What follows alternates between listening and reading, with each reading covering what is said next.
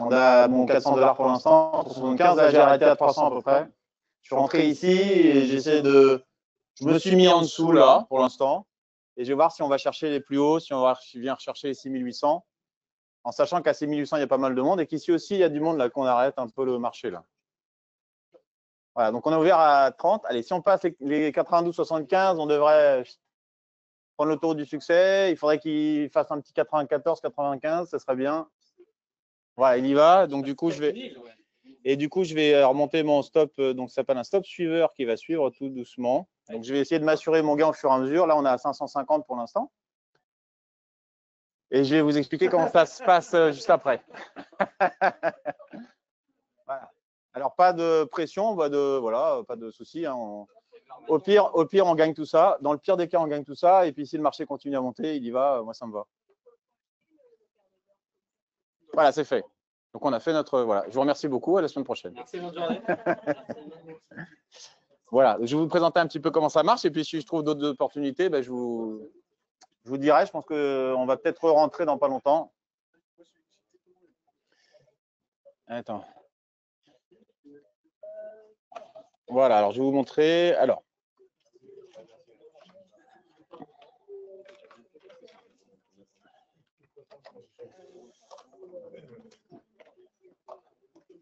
On va regarder si on a un petit peu de volume qui rentre. Il y a un peu de volume qui rentre ici. Il y a un peu trop d'étoiles dans les yeux du jeune homme, là, donc il faut vraiment que tu calmes un petit peu tout ça. Okay. Pas si facile que ça, la vie. La vie, ça se passe pas comme ça. Rentrer à Péry, c'est-à-dire juste tout. Non, surtout pas. Voilà, je retente un deuxième trade. Donc, on refait un deuxième trade. On rentre long ici à 91, puisqu'on est sorti à 93. J'ai l'impression qu'il y a un peu de volume. Bah voilà, ça repart, c'est chouette, c'est la fête. On va voir comment ça se passe. Est-ce qu'il y va ou pas? Je ne suis pas sûr. Je vais vous expliquer tout ça juste après. En fait, à l'ouverture du marché, on a pas mal de volatilité. C'est ça qui nous intéresse. C'est-à-dire qu'il y a des belles amplitudes. Et on va aller chercher ça. Et en fait, le scalping, c'est d'aller prendre quelques points et de s'en aller. Pas forcément avec des grandes tendances. Bon, de temps en temps, il y a des tendances, donc on les attrape. Et puis, notre travail, en fait, c'est la probabilité. Donc, la probabilité de réussite, la probabilité, c'est-à-dire, je vais risquer. Donc, j'ai risqué ça. Vous avez vu que le trade d'avant, j'ai gagné à peu près ça. Donc, maintenant, je peux risquer ça. Je resterai en positif sur cette journée. Si je suis sorti là, pour moi, je ne devrais pas. Mais si je suis sorti là, ce n'est pas grave. Ce n'est pas important. Voilà. On va être là. Donc, j'ai annoncé les chiffres pour rigoler un petit peu. C'était sympa. Mais on va être là pour faire des points. Notre travail, c'est de faire des points, pas de l'argent. Ça, c'est vraiment une notion qui est essentielle. Pourquoi elle est essentielle? Parce que quand on pense à l'argent, on a des émotions qui arrivent, c'est compliqué, etc. Alors que quand on rentre dans du trading, en fait, on est là pour appliquer des stratégies, c'est-à-dire faire des points et comprendre ce qui se passe un peu sur le marché. Voilà, donc dans ma gestion des risques, on continue, c'est pas mal. Donc là, tout de suite, je vais faire quoi? Je vais mettre ce qu'on appelle break-even plus 2. Ça veut dire quoi? Ça veut dire que le point d'entrée sur le marché que j'ai pris, c'est 91,50. Si le marché arrive à 92, je suis sorti. Donc, dans le pire des cas, je gagne 2 points. Okay, donc, j'ai géré mes risques. Pourquoi je ne sors pas maintenant? Parce qu'on a, si je regarde l'argent, voilà, je pourrais dire, attends, j'ai 250, c'est génial. Mais si ça se trouve, ce trade, il me donne 700, 800. Donc, je ne suis pas là pour l'argent. Je suis là pour réfléchir et regarder un petit peu ce qui va se passer sur le marché. Si je vois des vendeurs en face, alors je vais vous expliquer comment ça marche juste après. Je profite juste de la volatilité de l'ouverture. Ils ont un peu de mal à monter, donc on va peut-être serrer un peu, on va voir. On a 2 mini-lots, donc un lot sur le S&P 500. Si le CME vous expliquait tout à l'heure, c'est 50 $ le point. On est à 6800 points, donc on est 6 x 5,30, on doit être dans les 330 000 $ le lot en valeur faciale. Ça veut dire qu'on a engagé 660 000 $, puisque j'ai acheté 2 mini. D'accord? La bourse me donne beaucoup de leviers, donc je n'ai pas besoin de déposer cet argent sur mon compte pour effectuer ces opérations, mais c'est ce qui explique que on peut gagner assez vite un certain montant. Et ce qui est très important dans ce métier, c'est de gérer son levier. Voilà, de faire attention à ses engagements. Et que c'est pour ça que les bourses ont créé ce qu'on appelle des micro-lots qui sont très bien, qui fonctionnent très très bien. Voilà, je vais juste suivre mon trade. Voilà, on est très bien là. Voilà, je vous remercie pour cet atelier, c'est très sympa. Voilà. Alors, j'ai un peu de volume qui rentre en face, vous voyez ici, là, mais on reste un peu dans les hauts. Donc ici, je pourrais sortir, encaisser parce que j'ai un peu de vendeur qui vient en plus de mes acheteurs. Je vais resserrer un peu le trade. Mais on reste dans les hauts. C'est-à-dire que j'ai des acheteurs, gens qui viennent, tiens, c'est moi qui gère. Au lieu de lever le bras, j'ai baissé le carnet. Voilà. Voilà. En fait, donc pour vous expliquer un peu comment ça marche, on va revenir sur les bases. On est parti un peu vite parce que Raphaël est en train de vous expliquer des petites choses. On a passé le gros volume, donc je vais remonter juste au niveau du gros volume, juste en dessous ici, voilà. Voilà, donc tout pour l'instant, tout se passe bien. On va laisser faire, on va laisser voir. Je sais qu'à 6800 points, j'ai un gros niveau d'options. J'ai un gros niveau pour beaucoup de monde. Ça fait quelques jours que 6800 points, on n'arrive pas à le passer. Quand on le passe de 3-4 points, il redescend. Et quand ça redescend, bah, ça veut dire qu'il y a quelqu'un qui est en face et qui soit a besoin d'arrêter le marché, soit… voilà. On est pas mal là pour l'instant. Vous voyez, on fait tout le carnet. On va faire le trade à 1000 balles. On est à 1000 balles là. On y est presque. 6800. Voilà, on a passé les 6800. S'il passe les 6800 avec un petit peu d'énervement, il peut aller un peu plus haut. Sinon, souvent, il redescend en dessous, puis il va le repasser, ce que l'on appelle les pullbacks, ce que vous connaissez sûrement en analyse technique. Je vais juste laisser un tout petit peu. Voilà. Voilà, c'est le stop en fait. Mon stop en fait que je déplace au fur et à mesure. Alors, cette station ATAS, elle est disponible chez WH. Hein. Vous pouvez mettre un peu tous les trucs. Voilà, donc nous, notre point d'entrée, il est ici, le point rouge. Tout ce qui est encadré en vert, c'est ce qu'on gagne comme point. Et puis, bah, voilà, si jamais le marché, donc vous voyez, il patine un petit peu, il y a un petit peu plus de volume ici. Il y a un peu plus de volume. Alors, je vais vous expliquer ce que c'est que le volume, mais pour l'instant, on reste dans les hauts. C'est-à-dire qu'il y a du volume ici, donc on achète, on vend, mais on ne redescend pas. Tant qu'on ne redescend pas, pour moi, c'est la force acheteuse qui est plus importante que la force vendeuse.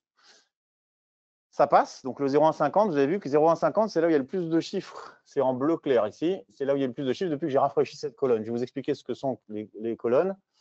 On va voir, on va rester sur 6800. Bah, si on est sorti à 99,50, c'est pas grave.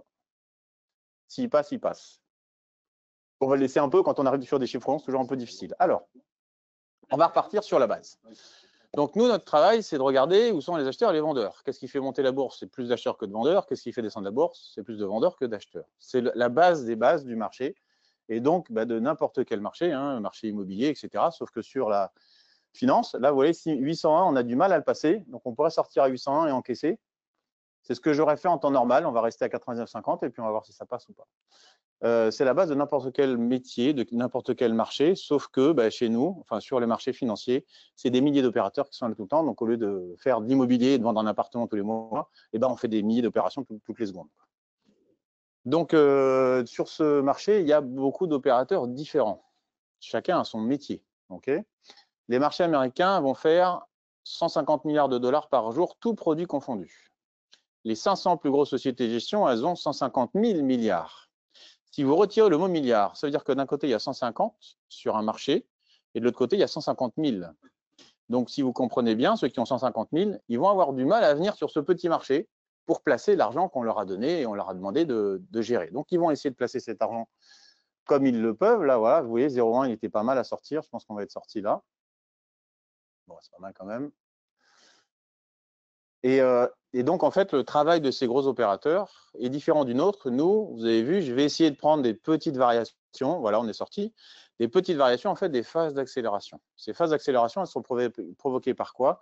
Par un afflux d'acheteurs ou de vendeurs, en fonction du sens du marché. Donc, moi, mon travail, ça va être de détecter ces micro-variations. Pour le travail des gros opérateurs, puisque vous avez vu le CME tout à l'heure, c'est une bourse sur laquelle on est aussi, c'est un marché centralisé. Toutes les opérations sont visibles par tout le monde. Donc ça, c'est le but du jeu. À l'époque, le CME, Chicago Mercantile Exchange, c'était 9000 personnes physiques qui rentraient dans une salle gigantesque et qui se faisaient des opérations avec des petits signes. Bien entendu, quand on était à un côté de la salle, on ne pouvait pas faire des signes à l'autre côté de la salle.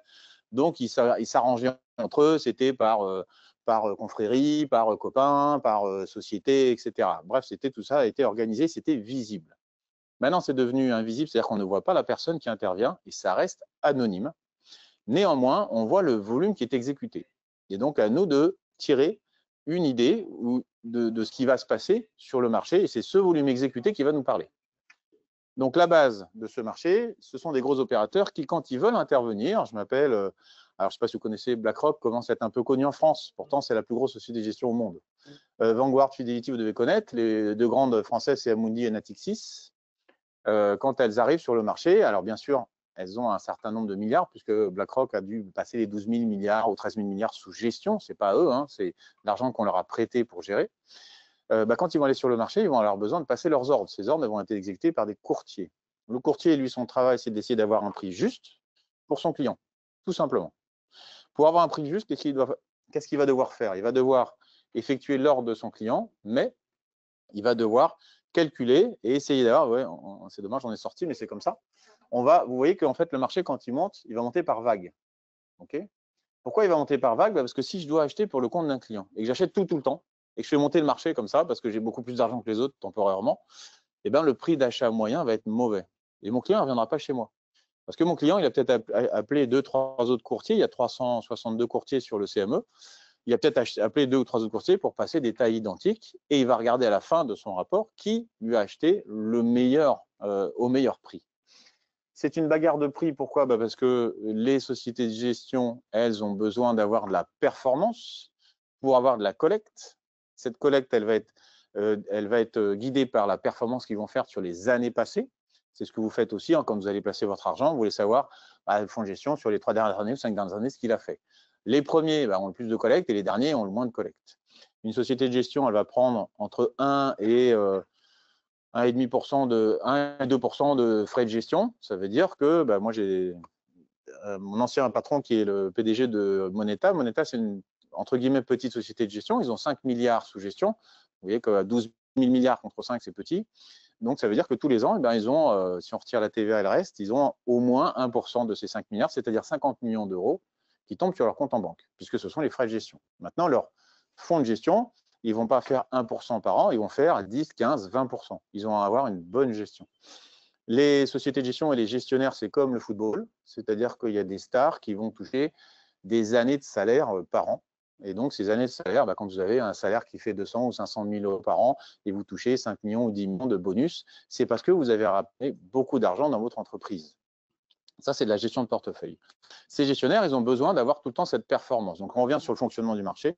Et donc, s'ils veulent la performance, ils vont essayer de s'intéresser au courtier le plus optimiste, le performant, ouais, on va prendre ça. Celui qui optimise le plus, donc effectivement le plus performant. Donc, le courtier le plus performant va, lui, un courtier, c'est quelqu'un qui va prendre un pourcentage de ce que vous allez passer sur le marché. Il n'a pas le droit de faire de il n'a pas le droit de faire de directionnel, c'est-à-dire qu'il ne va pas acheter pour lui.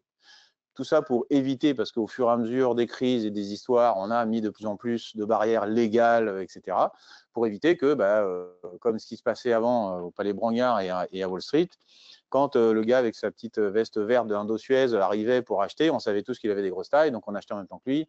Il nous faisait un petit signe, on achetait vite, il achetait pour ses clients, puis les mecs revendaient, ils faisaient un gros bénéfice. C'était pas très difficile. D'accord? Ils étaient copains et ça s'arrêtait là.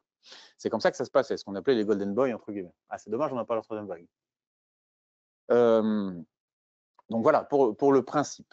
Donc aujourd'hui, on ne voit pas les personnes, mais le principe reste le même. On est sur un marché centralisé, transparent. Ce qu'on appelle la transparence, ça veut dire que toutes les opérations qui sont réalisées sur le marché sont visibles par tout le monde.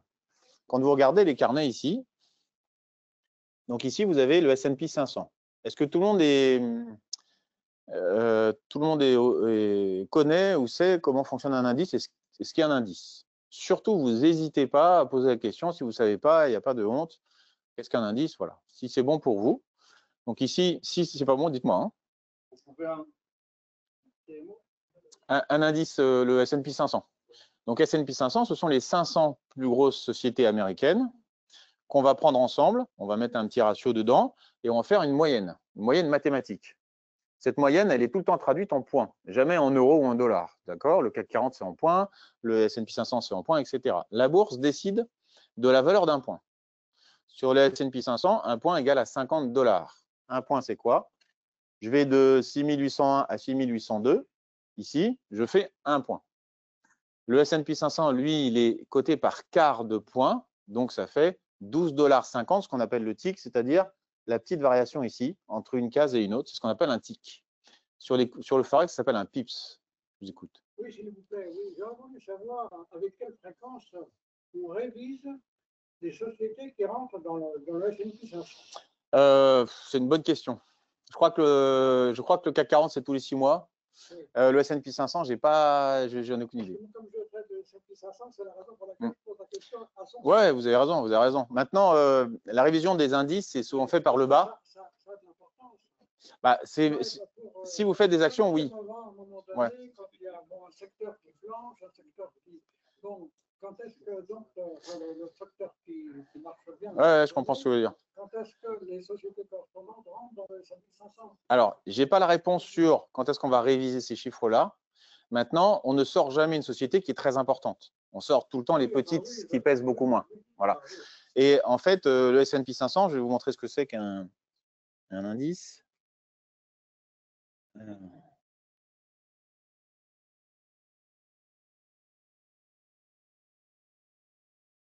Voilà, ça c'est le S&P 500.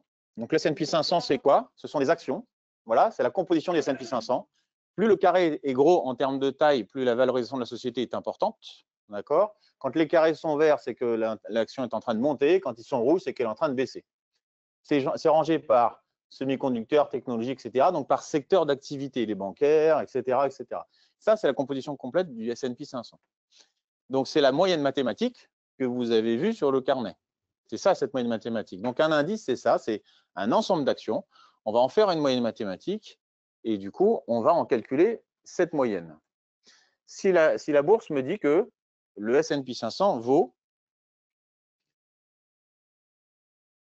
on va le faire ensemble tout simplement.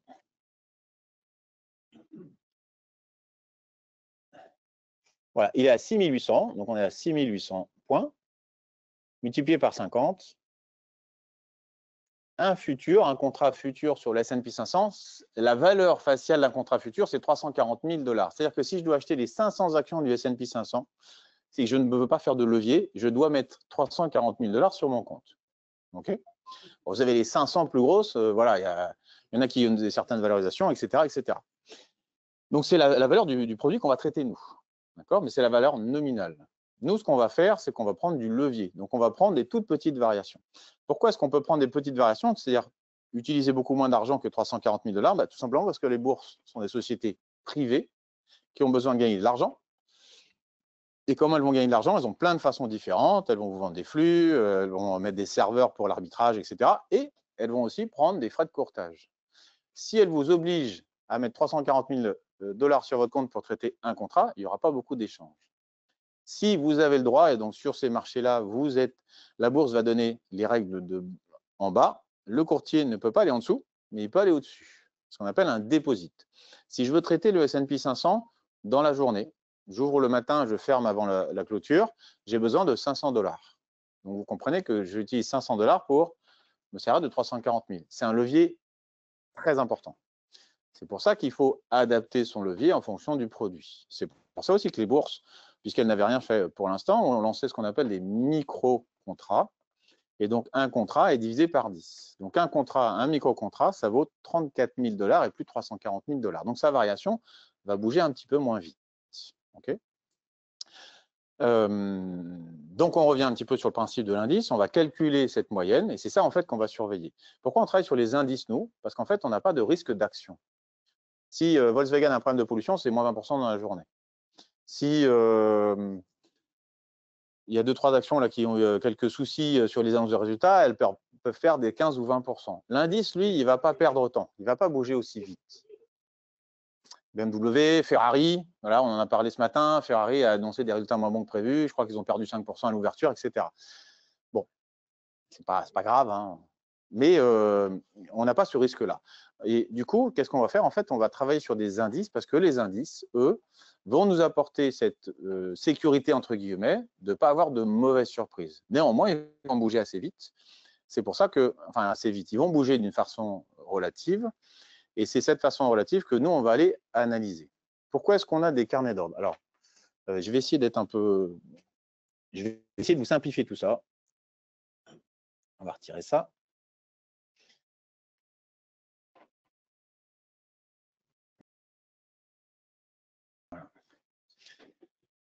Et donc, si je reviens un petit peu sur le carnet d'ordre, qu'est-ce que c'est que le carnet d'ordre? Je vais donc avoir ici l'ensemble des opérations qui sont réalisées sur la bourse pour venir acheter ce fameux S&P 500. D'accord? Ce S&P 500, pour l'instant, il vaut 6792,50. Alors, je ne sais pas si vous expliquez ce matin ce que c'était qu'un futur. Voilà, OK. Parce que c'est difficile d'acheter un indice. L'indice, en fait, il faudra acheter les 500 actions dans une certaine répartition et passer du coup 500 ordres. Donc ça, c'est un peu plus compliqué. Et donc, il y a plein de produits qui existent, mais aujourd'hui, il y a les ETF aussi qui font un carton, qui sont un très bon produit sur le S&P 500 qui vous permettent aussi de suivre son évolution. Le futur a cet avantage-là avec juste un petit bémol, c'est qu'en fait, il y a un taux d'intérêt. Donc, nous, c'est des produits à effet à terme. Donc, le S&P 500, ça va être des échéances trimestrielles. Donc, la prochaine, c'est toujours le troisième vendredi du mois. Donc, ça sera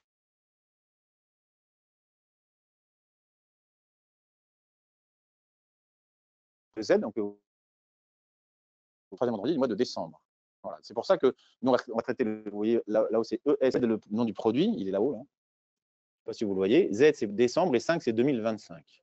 Et donc, ce produit-là, il va avoir, on est en octobre, donc on est au début, une cinquantaine de points d'écart par rapport à ce qu'on appelle le cash. Le cash, c'est le calcul automatique de cette fameuse moyenne mathématique. C'est pour ça que quand vous regardez un futur et un cash, vous pouvez avoir une différence de cotation.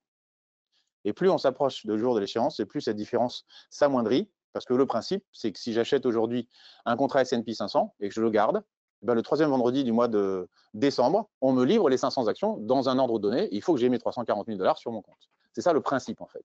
Et comme j'arrête aujourd'hui le cours de ces 500 actions, je ne veux pas les acheter en décembre, je vais les acheter aujourd'hui parce que je pense que ça va peut-être monter, et ben j'ai un taux d'intérêt. Ce taux d'intérêt, il est d'une cinquantaine de points en ce moment. Quand les taux étaient un peu plus bas, il était un petit peu plus bas, il était dans les 30 points, aujourd'hui c'est 50 points. Bon, c'est des trucs un petit peu plus techniques, mais voilà, aujourd'hui, ça se fait de plus en plus facilement et simplement. Donc, notre travail, ça va être quoi? Ça va être de regarder, en fait, ce qui va se passer. Vous aurez compris que sur ce marché, il y a plein d'acteurs différents. Sur ces acteurs différents, les plus gros ont besoin de passer des tailles importantes. Ils ne vont jamais se montrer. Ici, vous voyez qu'on a alors, 123 lots, et 142 ici. On a peut-être un market maker d'ailleurs, mais voilà, on n'a pas beaucoup de grosses tailles. C'est-à-dire qu'on a 60 ou 80 lots par ligne. Néanmoins, donc ces colonnes, c'est quoi? C'est ici les propositions des acheteurs en bleu. En rouge, les propositions des vendeurs. D'accord? Donc, ce sont des propositions. Ce n'est pas la réalité du marché. Ce sont des propositions. Je vais vous rafraîchir les colonnes.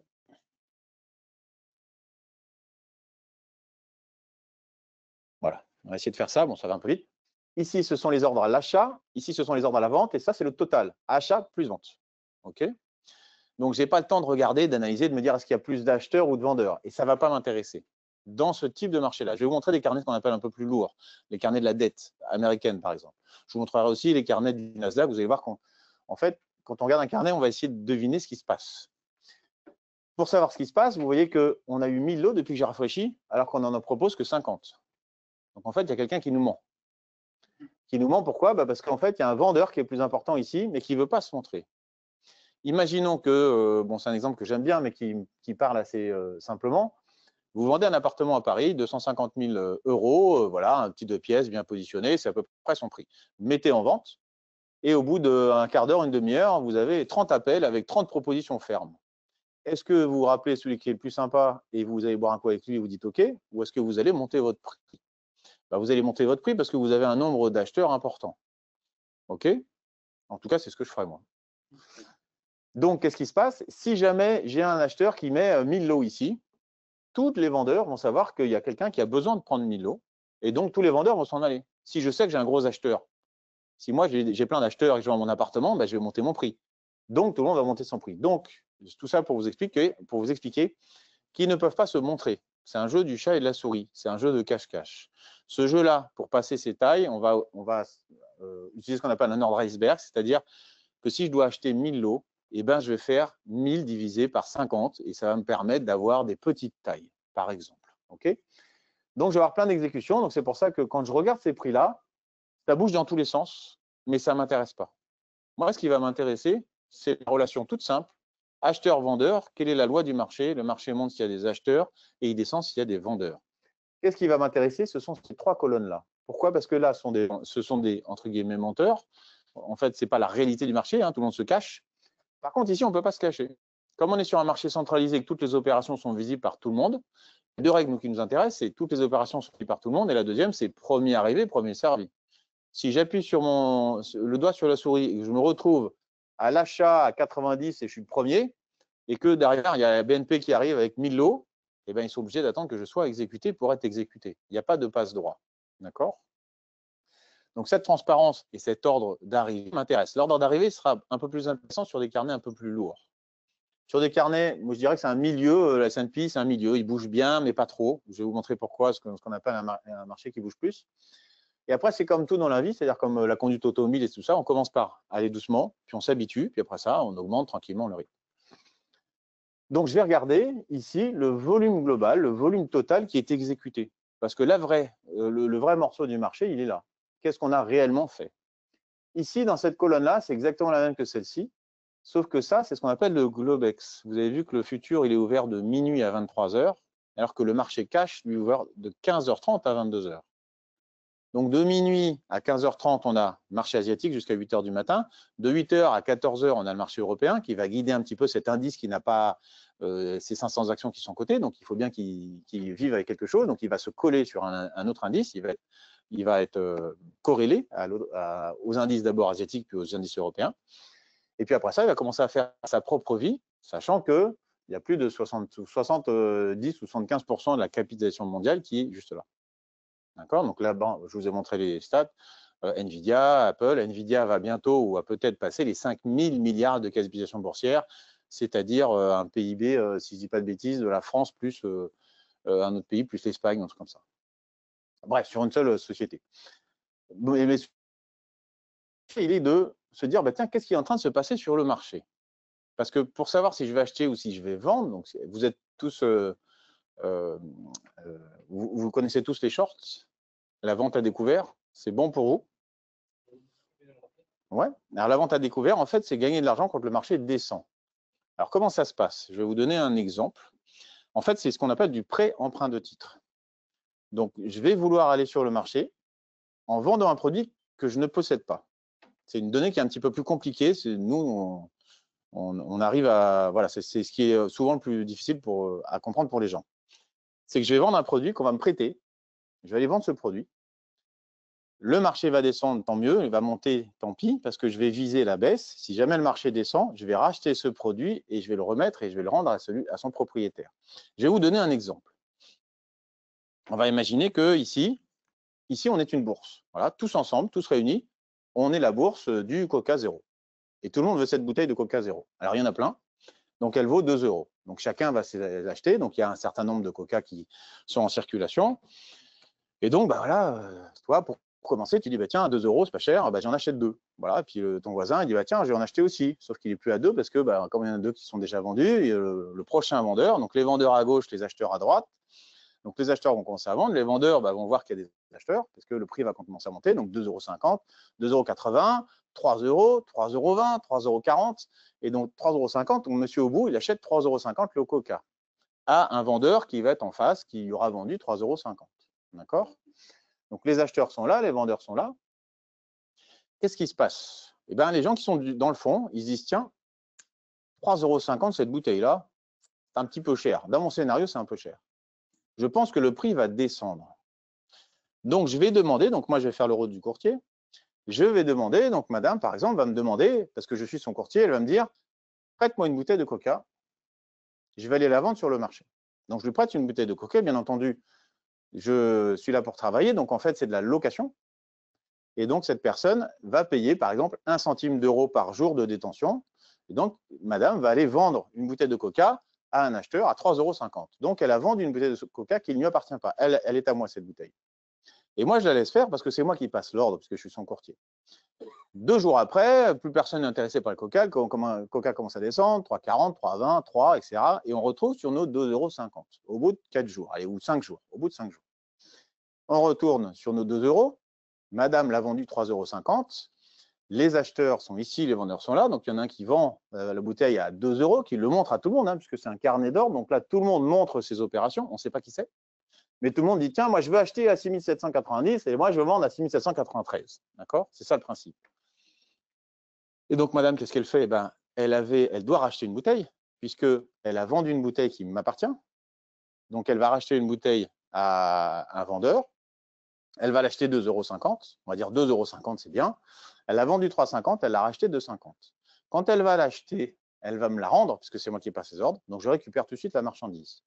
L'avantage des marchandises qu'on traite, vous l'avez bien vu, c'est qu'en fait, ce ne sont pas des vraies marchandises. Je vais vous le donner. Donc, en fait, cette marchandise, elle ne s'abîme pas, elle ne se périme pas.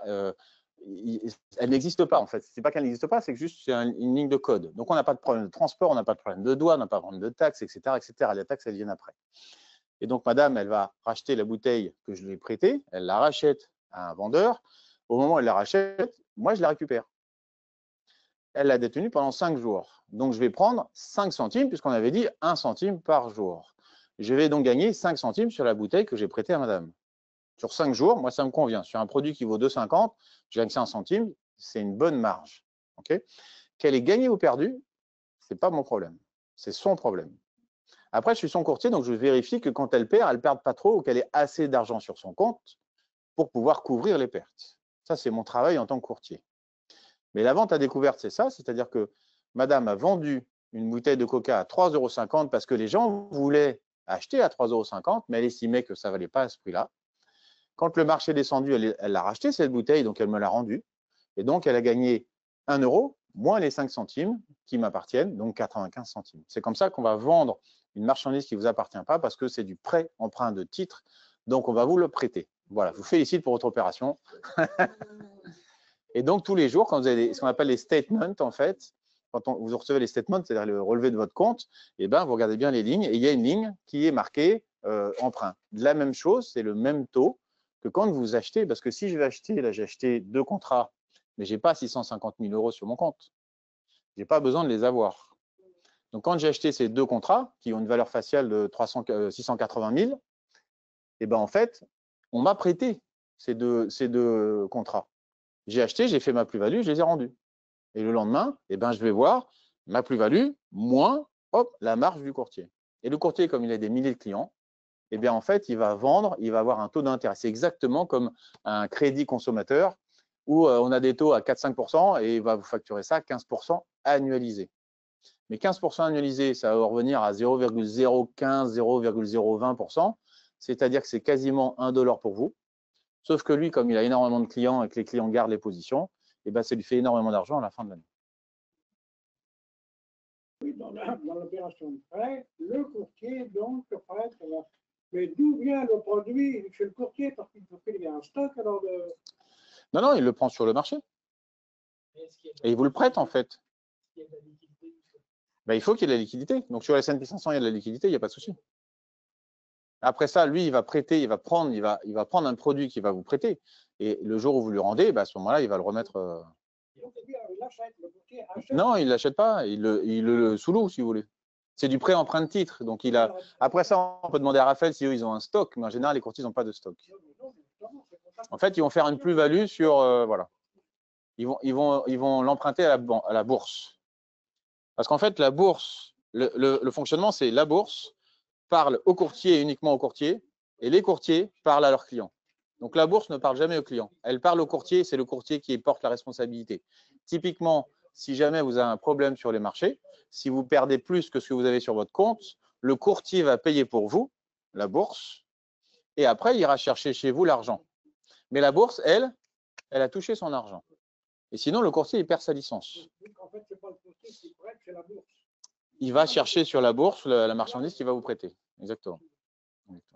Après, il y a plein de solutions sur des marchés liquides. En fait, ils ont des achats et des ventes. Donc, ils vont matcher les positions parce qu'ils ont des clients qui achètent, des clients qui vendent. Ils matchent les positions, mais ils gardent leur commission. Donc, la vente à découvert, c'est ça. Comment est-ce qu'on va gagner de l'argent avec un produit qui descend? Parce qu'on va nous prêter ce produit-là. On va le vendre et puis on va le racheter derrière. C'est exactement comme quand vous faites de la location de voiture. Je loue un Renault Kangoo et j'ai quelqu'un qui veut me l'acheter 20 000. Je lui vends les 20 000 et puis je gis chez Renault, je le rachète 18 000 et je le rends à Hertz. Le même nickel, 18 000, j'ai gagné 2 000 puisqu'il y en a un qui me l'a acheté 2 000 de plus. Donc c'est ça en fait, jouer la baisse. Voilà. Donc nous, on va chercher. Donc il y a des acheteurs et des vendeurs. Il y a plein de raisons pour rentrer sur le marché. Chaque opérateur a ses raisons. On n'est pas là pour réfléchir, pourquoi est-ce que là, il y a plus de vendeurs, plus d'acheteurs, ça ne nous intéresse pas. Enfin, ça ne nous intéresse pas. On connaît certaines stratégies, mais voilà, il y a des stratégies long short. Vous avez des opérateurs qui ont acheté ce marché à 6 000 points, il est à 6 800, donc à 800 points, ils le vendent. Il y a plein de raisons pour lesquelles il y aura tout le temps des acheteurs et des vendeurs. Et pour simplifier les choses, on n'a pas besoin de se casser la tête, on va juste regarder à un moment donné ce qui est en train de se passer sur le marché. Alors, on va se servir bien sûr de graphiques. Pourquoi des graphiques avec des horizons de temps différents? Tout simplement parce que quand une opération est faite sur le marché, elle note sur le graphique. Et ce n'est pas l'inverse. Souvent, les gens se disent, tiens, il y a un gros niveau là, donc ça devrait être pas mal. Eh bien, oui, j'ai vu ici, par exemple, qu'à 6790, le marché s'est arrêté plusieurs fois et a rebondi. Ça veut dire qu'à 6490 jusqu'à 6787,50, c'est-à-dire 2,5 points, ce n'est pas beaucoup, eh bien là, à chaque fois qu'on arrive ici, il y a une personne ou plusieurs personnes qui se disent, tiens, c'est pas cher. Eh bien, tiens, j'achète. Et ceux qui sont en train de vendre se disent, tiens, il y a des vendeurs, je ne vais pas vendre ici parce que je peux le vendre à 92, 95, à 6800, etc., etc. Donc, nous, on va essayer de trouver ces niveaux et les raisons pour lesquelles il y a ces niveaux. Je vous ai dit qu'on avait un gros mur d'options parce que ça fait plusieurs jours que ça traîne à 6800 points. Et vous voyez que quand on est arrivé à 6800 points, le marché est redescendu. Pourquoi? Parce que sur ce niveau-là, il y a beaucoup de vendeurs. Une fois que les vendeurs auront passé leur volume et que ces options, malheureusement pour eux, où ils auront roulé leur position et seront passés sur le niveau de dessus, ces options arriveront à leurs échéances, et ben du coup, on va libérer en fait cet étage et on va pouvoir passer au-dessus. Dans tous les cas, quand on est sur un marché financier, vous êtes ce qu'on appelle dans un marché de range, pour pouvoir passer un palier au-dessus ou pour pouvoir descendre, sortir d'un range dans un sens ou dans un autre, il nous faut, en général, il n'y a aucune certitude sur les marchés, mais en général, et là pour le coup à 99%, une stat, une news. Vous avez vu que depuis plusieurs jours, les marchés ne bougent pas trop. On attend tous, ça fait 2 semaines, le chiffre de l'emploi américain. Pourquoi? Parce que le fonctionnement des marchés, c'est très simple. Il y a Dieu, qui s'appelle M. Powell, qui est complètement indépendant du président des États-Unis, même si M. Trump aimerait bien le dégager, il n'y arrive pas, il n'a pas le droit. C'est comme ça. Et donc, M. Powell décide si les gens, les particuliers vont pouvoir emprunter plus ou moins, si je vais accélérer ou ralentir une économie. Alors, pour simplifier les choses, le PIB d'un pays, c'est 2/3 des ménages, 1/3 de l'industrie. C'est pour vous montrer le pouvoir, entre guillemets, de nous tous dans notre quotidien. Si on me donne un crédit pas cher, donc si c'est 2% pour changer de voiture, par exemple, ou si c'est 10%, et bien à 2%, tout le monde va changer de voiture parce que c'est pas cher. Et à 10%, il y a beaucoup moins de gens qui vont changer de voiture. Donc, pour simplifier les choses, plus les taux sont élevés, moins l'économie va fonctionner.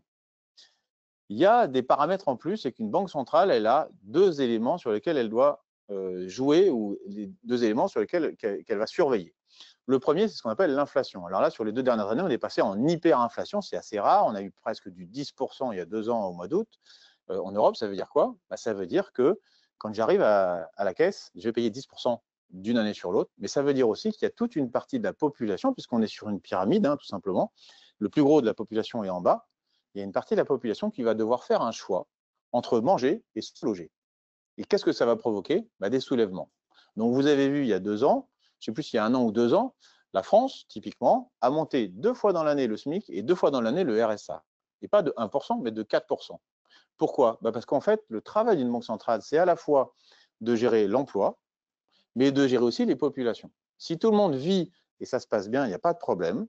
Si on commence à avoir des soulèvements dans la population, il va falloir donner à la population ce qu'elle attend. C'est comme ça que ça se passe. Donc la Banque centrale…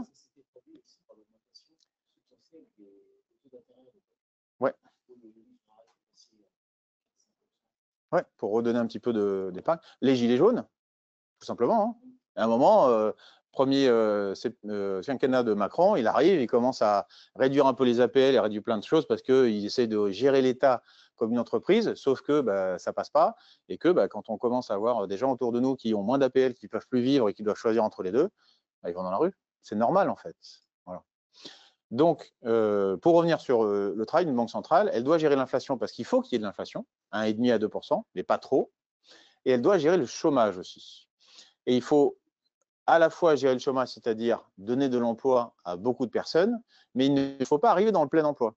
Parce que si ce serait assez facile, et c'est ce qu'on a eu au Japon, ce qu'on appelait les Abenomics, donc Shinzo Abe, qui était le Premier ministre, qui a été assassiné l'année dernière ou il y a 2 ans, mais qui a été le premier instigateur des taux à moins 0,25 pour les banques, c'est-à-dire que pendant des années, le Japon était à un taux 0. Donc, favoriser la consommation, relancer, etc., etc.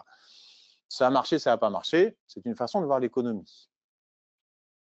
Donc, la Banque centrale, elle, ce qu'elle va faire, c'est qu'elle va gérer aussi cet emploi. Si tout le monde a un travail, il y a 2 éléments qui vont poser problème. Le premier, c'est que tout le monde va consommer. Donc, si tout le monde consomme, bah, les vendeurs vont augmenter les prix. Officiellement, hein, si je vends des Renault Scénic et que tout le monde vient m'acheter ma Scénic, bah, je vais la mettre, c'est ce qu'a fait Renault d'ailleurs, a augmenté de 2 000 € son Renault Scénic. Comme ça, elles vont vendre plus cher, ils vont augmenter leur marge. Donc, on va avoir de l'inflation. Et le deuxième élément, c'est que les entreprises ne peuvent pas se développer si tout le monde a un travail. Parce que si je cherche des salariés et que tout le monde a un travail, bah, je ne trouve pas de salariés.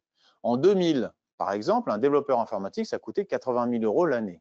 Aujourd'hui, ça vaut 30-35 000 € l'année. Alors, quand c'est à 80 000 € de l'année et que je suis une entreprise française qui veut vendre mes services, bah, je vais avoir beaucoup de concurrence de l'étranger. Donc, je vais avoir du mal à me développer. Et puis, bah, quand les taux redescendent, à ce moment-là, je vais avoir un petit peu plus de facilité. Donc, la Banque centrale, elle ne peut pas avoir du plein emploi. Et puis, il faut à un moment ralentir un peu l'économie qui peut être en surchauffe. Donc, en fait, il faut essayer de naviguer une économie qui va plus vite qu'elle. D'accord? Et donc, on va bouger d'un quart de point à aller 2-3 fois dans l'année. En général, quand elle est bien énervée, 3 fois dans l'année, c'est beaucoup déjà. On a eu le Covid, comme vous l'avez vu il n'y a pas longtemps. Le Covid, toutes les banques centrales ont baissé les taux. Fait exceptionnel, la Fed a baissé les taux de 1,5 point en dehors d'une réunion. Parce que c'est tout le temps dans une réunion qu'on va baisser les taux ou les monter. C'est comme ça que ça se passe, c'est organisé comme ça. Avec le Covid, ils ont baissé les taux. On a fait beaucoup de crédits, beaucoup d'endettement, etc. Donc, c'était une autre solution. Mais voilà, la Banque centrale, en fait, elle est là pour ça. Et donc, elle va décider si oui ou non, on donne un petit peu plus d'argent à la population pour qu'ils dépensent plus, ou si au contraire, on en retire un petit peu, pas beaucoup, mais un petit peu, pour calmer le jeu, pour que l'économie ne soit pas en surchauffe et qu'on n'ait pas trop d'inflation. Donc, nous, en Europe, on a beaucoup baissé les taux. On est passé de 4,5 à 2,5, quelque chose comme ça, ou de 15. Donc, on est plutôt bien. C'est important qu'une banque centrale ait une petite capacité à encore pouvoir les baisser. Donc, il ne faut pas descendre à zéro. Donc, on devrait rester dans cette zone-là. Les Américains ont baissé d'un quart de point il n'y a pas longtemps et tout le monde attend à ce qu'ils se baissent aussi leur taux. Donc, M. Powell, c'est le monsieur qui va décider de ça et donc qui va relancer ou ralentir l'économie. C'est pour ça que ces décisions sont aussi importantes et sont donc attendues par le marché. Pour prendre sa décision, il va avoir deux éléments qui sont très importants pour lui. Le premier, c'est l'inflation, 2 fois par mois, donc à la moitié du mois et à la fin du mois. Moitié du mois, c'est l'inflation qui sera le chiffre principal. À la fin du mois, en général, on retrouve le même chiffre à peu près. Donc, c'est ce qu'on appelle le CPI, le chiffre de l'emploi, l'inflation, l'indice des prix à la consommation, voilà. Vous avez l'indice des prix à la production qui est important aussi. Dans la logique d'une économie, ben, je construis un produit. Si la construction est plus chère, la vente sera plus chère. Le deuxième élément qui va être important, on va voir si on arrive sur un niveau intéressant à 90 là. Vous avez vu qu'à 90, à chaque fois, on renvoie le marché. Ici, j'ai un petit peu plus de volume, on échange un peu ici. Donc, on va voir si on va rentrer un trade en même temps. Et donc, on attend le deuxième élément qui permet à M. Powell de prendre sa décision, qui s'appelle le chiffre de l'emploi américain. Donc, non-farm payroll, le NFP, parce qu'on va prendre le chiffre de l'emploi américain en retirant l'agriculture, sachant que l'agriculture, en fonction des moissons, va embaucher ou débaucher et donc va fausser un peu ces chiffres. Puisqu'il y a un shutdown aux États-Unis, c'est-à-dire que contrairement à nous, ils sont obligés de faire valider, voter une augmentation de la dette de l'administration pour pouvoir passer. Nous, on le fait comme on veut. Ils ne sont pas d'accord. Et donc, comme ils ne sont pas d'accord, les fonctionnaires ne sont plus payés. Comme les fonctionnaires ne sont plus payés, on n'a pas le chiffre de l'emploi. Donc, M. Powell ne veut pas réfléchir. Voilà. Donc, la prochaine réunion de M. Powell, c'est le 29. Mme Lagarde, c'est le 30 octobre, donc c'est à la fin du mois. C'est tous les premiers vendredis du mois qu'on a ce chiffre de l'emploi américain qui est décisif et très important. Donc, quand vous avez des chiffres et des statistiques comme ça, surtout, vous faites attention. Vous n'êtes pas dans le marché, vous faites attention à ce qui est dit. On va regarder. Donc, vous avez vu qu'à 90, on a vu qu'on avait des acheteurs. Voilà, ils passent en dessous. À voir s'il rebondit un peu. Et je vais vous expliquer ce que c'est que ces graphiques aussi. Hein. Je vais vous faire ça rapidement.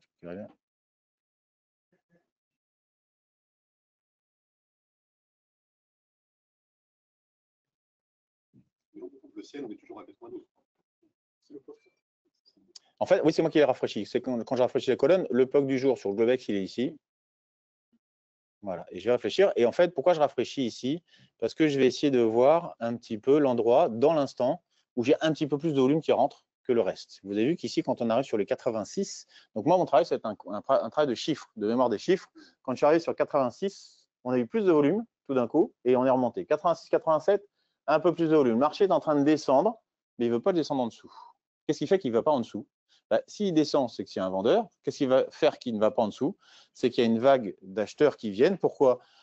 Le prix est plus intéressant. pense qu'il y a des problèmes de data, enfin d'Internet.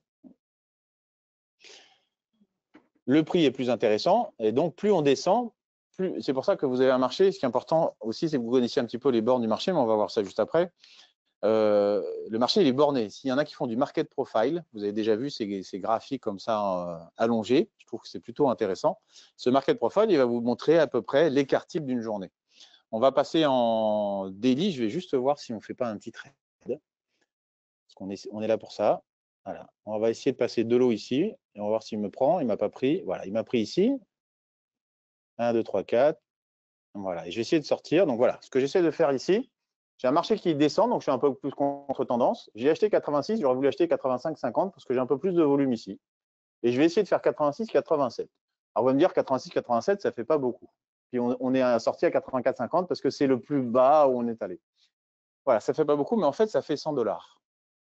4 ticks avec de l'eau, ça fait 100 $. Donc là, on vient de faire 100 $. Vous pouvez grappiller. Voilà, on est à 1350 pour l'instant. Donc, vous pouvez grappiller plein de petits points au fur et à mesure, ou bien prendre des tendances un petit peu plus longues. Pour revenir sur le sujet, donc. L'objectif, pourquoi tu l'as mis à ce moment-là? En fait, pour moi, le marché est en train de descendre un petit peu. Donc, je ne savais pas s'il allait traverser, aller beaucoup plus bas ou pas. Et comme je suis en train de parler en même temps, je ne voulais pas gérer un trade. Donc, et je sais que 4 ticks, ça passe bien. Après, notre travail, c'est des statistiques et de la probabilité. Donc, on voit un petit peu comment fonctionne le marché. Alors, ouais, exactement. Pour passer un ordre, alors limité, vous avez 2 types d'ordres sur le marché. Limité, c'est-à-dire que je vais cliquer ici et je veux acheter à 85,75. Donc, je suis visible. Ici, vous avez donc l'ordre ici, un lot, 87e dans ce qu'on appelle la Q position, puisque c'est premier arrivé, premier servi. Au fur et à mesure, on a un nombre de lots qui vont augmenter. Alors, on aurait dû le garder, il serait parti un peu plus, c'était sympa, c'est pas grave. Je suis 84e sur 89 et devant moi, plus les gens vont sortir de la file d'attente, plus je vais m'approcher du prix, tout simplement. Donc, c'est pour ça qu'on a une Q position, je suis 82 sur 88, etc. etc. Le marché est parti, donc le temps de gagner un petit peu de position. Là, il va revenir sur mon prix. On va le retirer. Et la deuxième façon de passer des ordres, c'est de passer market, c'est-à-dire on clique n'importe où ici, on est servi sur le premier prix disponible. Alors,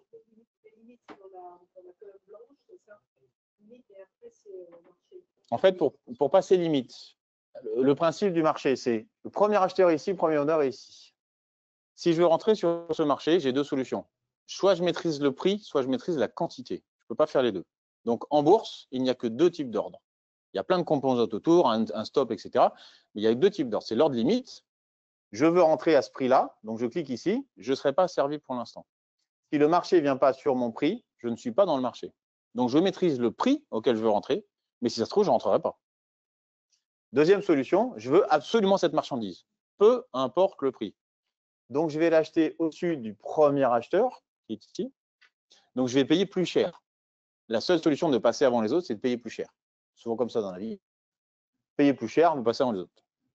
C'est comme ça dans l'avion, hein, voilà, c'est bête, mais c'est vrai, hein, c'est comme ça. Hein. Et bien, la bourse, c'est la même chose. Voilà. C'est malheureux, mais c'est comme ça. Donc, si je veux rentrer sur le marché, je vais cliquer dans n'importe laquelle de ces cases-là et je serai servi au premier vendeur disponible, puisque la bourse va organiser ça. Si je clique ici, je vais pas acheter 14,25 puisqu'il y a des vendeurs à 92. Donc, la bourse, elle organise, elle fait en sorte que ici, je rentre automatiquement. Je vais essayer de rentrer limite, mon ordre limite. Pourquoi? Parce que si j'achète ici limite ou si j'achète market, je vais payer un tick de plus market, puisque j'achèterai au premier vendeur disponible. Vous voyez qu'il y a les acheteurs d'un côté, les vendeurs, ils sont toujours face à face, comme ça. Si j'achète tout de suite à chaque fois, j'achète au premier vendeur, je perds un tick à chaque fois. Si je passe 10 ordres, ça fait 10 ticks. 10 ticks, c'est 2,5 points. Ça fait 125, ça fait 150, non, ça fait 125 $ par journée par lot. Bah, j'ai 2 lots, j'ai 250 $ de moins si j'étais rentré limite ou market. Donc, on a des petites astuces comme ça qu'on essaye de respecter. Donc, il y a 2 types d'ordres. Soit je rentre tout de suite, soit je rentre ici limite, soit je vais rentrer au-dessus. Et à ce moment-là, je serai market. Après, vous avez des ordres à seuil de déclenchement, c'est-à-dire que dès qu'on trouve, par exemple, je veux absolument rentrer sur le marché à l'achat. Si jamais le marché arrive ici, c'est un ordre à seuil de déclenchement. Si on touche là-haut, 99,25, je vais être dans le marché. C'est ma stratégie, peu importe laquelle. Si le marché touche 99,25, mon ordre, il passe en market, c'est-à-dire qu'il passe premier acheteur, enfin premier vendeur disponible. Donc, c'est comme si je cliquais dans la colonne des bleus. Je reviens sur notre système. Donc, on a vu que, et on essaie d'organiser un petit peu nos journées pour savoir ce qui se passe sur le marché. Donc, on a compris que la Banque centrale américaine, pour l'instant, n'avait pas les données escomptées. Donc, qu'est-ce que je vais avoir comme type de marché? Eh bien, je vais avoir un marché, alors c'est pour ça que je vous conseille, en tout cas, moi, c'est ce que je fais, de faire. Alors, une analyse technique, vous n'êtes pas obligé d'aller dans quelque chose de très complexe ou compliqué, il faut rester simple. Une analyse technique, c'est quoi? On va regarder un petit peu. Alors, attendez, je vous ai mis quoi là? On va retirer les petits artifices. Voilà, VWAP, on n'a pas besoin. Je n'aimais pas tout le temps, hein. Je regarde de temps en temps un truc en plus, mais je n'aimais pas tout le temps.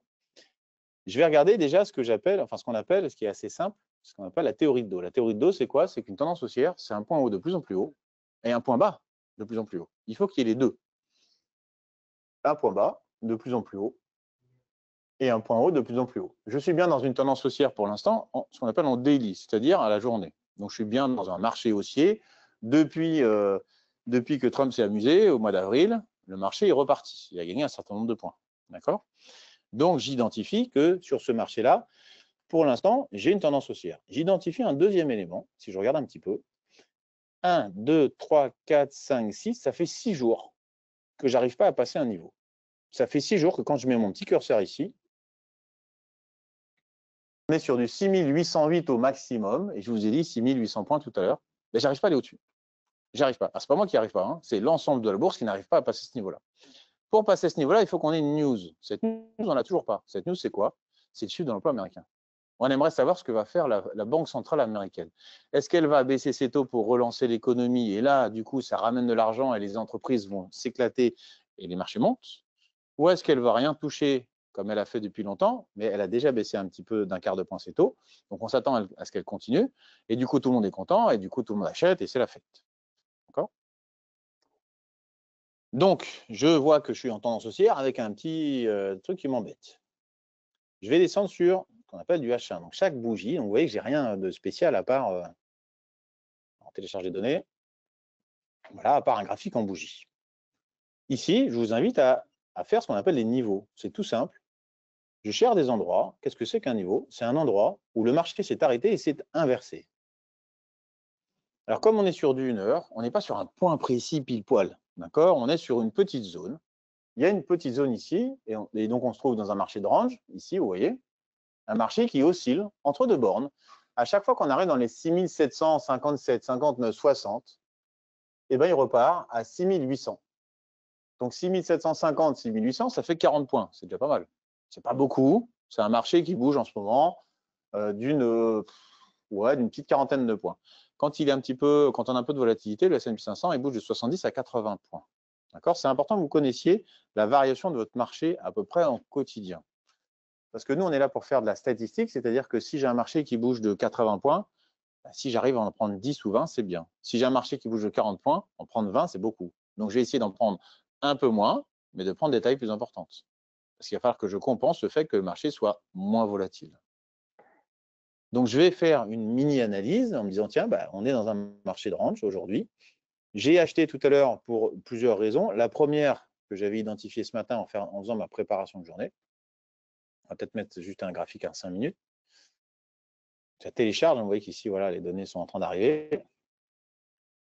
J'ai typiquement, depuis ce matin, un marché avec des points bas qui sont en train de remonter et des points hauts qui arrivent et qui, là, tout à l'heure, ça c'est 7h30, donc c'était 8h du matin, donc c'est la partie européenne. On a quelqu'un qui a descendu le marché, puis il est remonté jusqu'à l'ouverture du marché américain. Donc, on avait quelqu'un qui nous bloquait le marché ici. À 6790, le marché est monté direct. Il est parti tout de suite. Il est parti parce qu'il y avait des acheteurs par rapport aux vendeurs.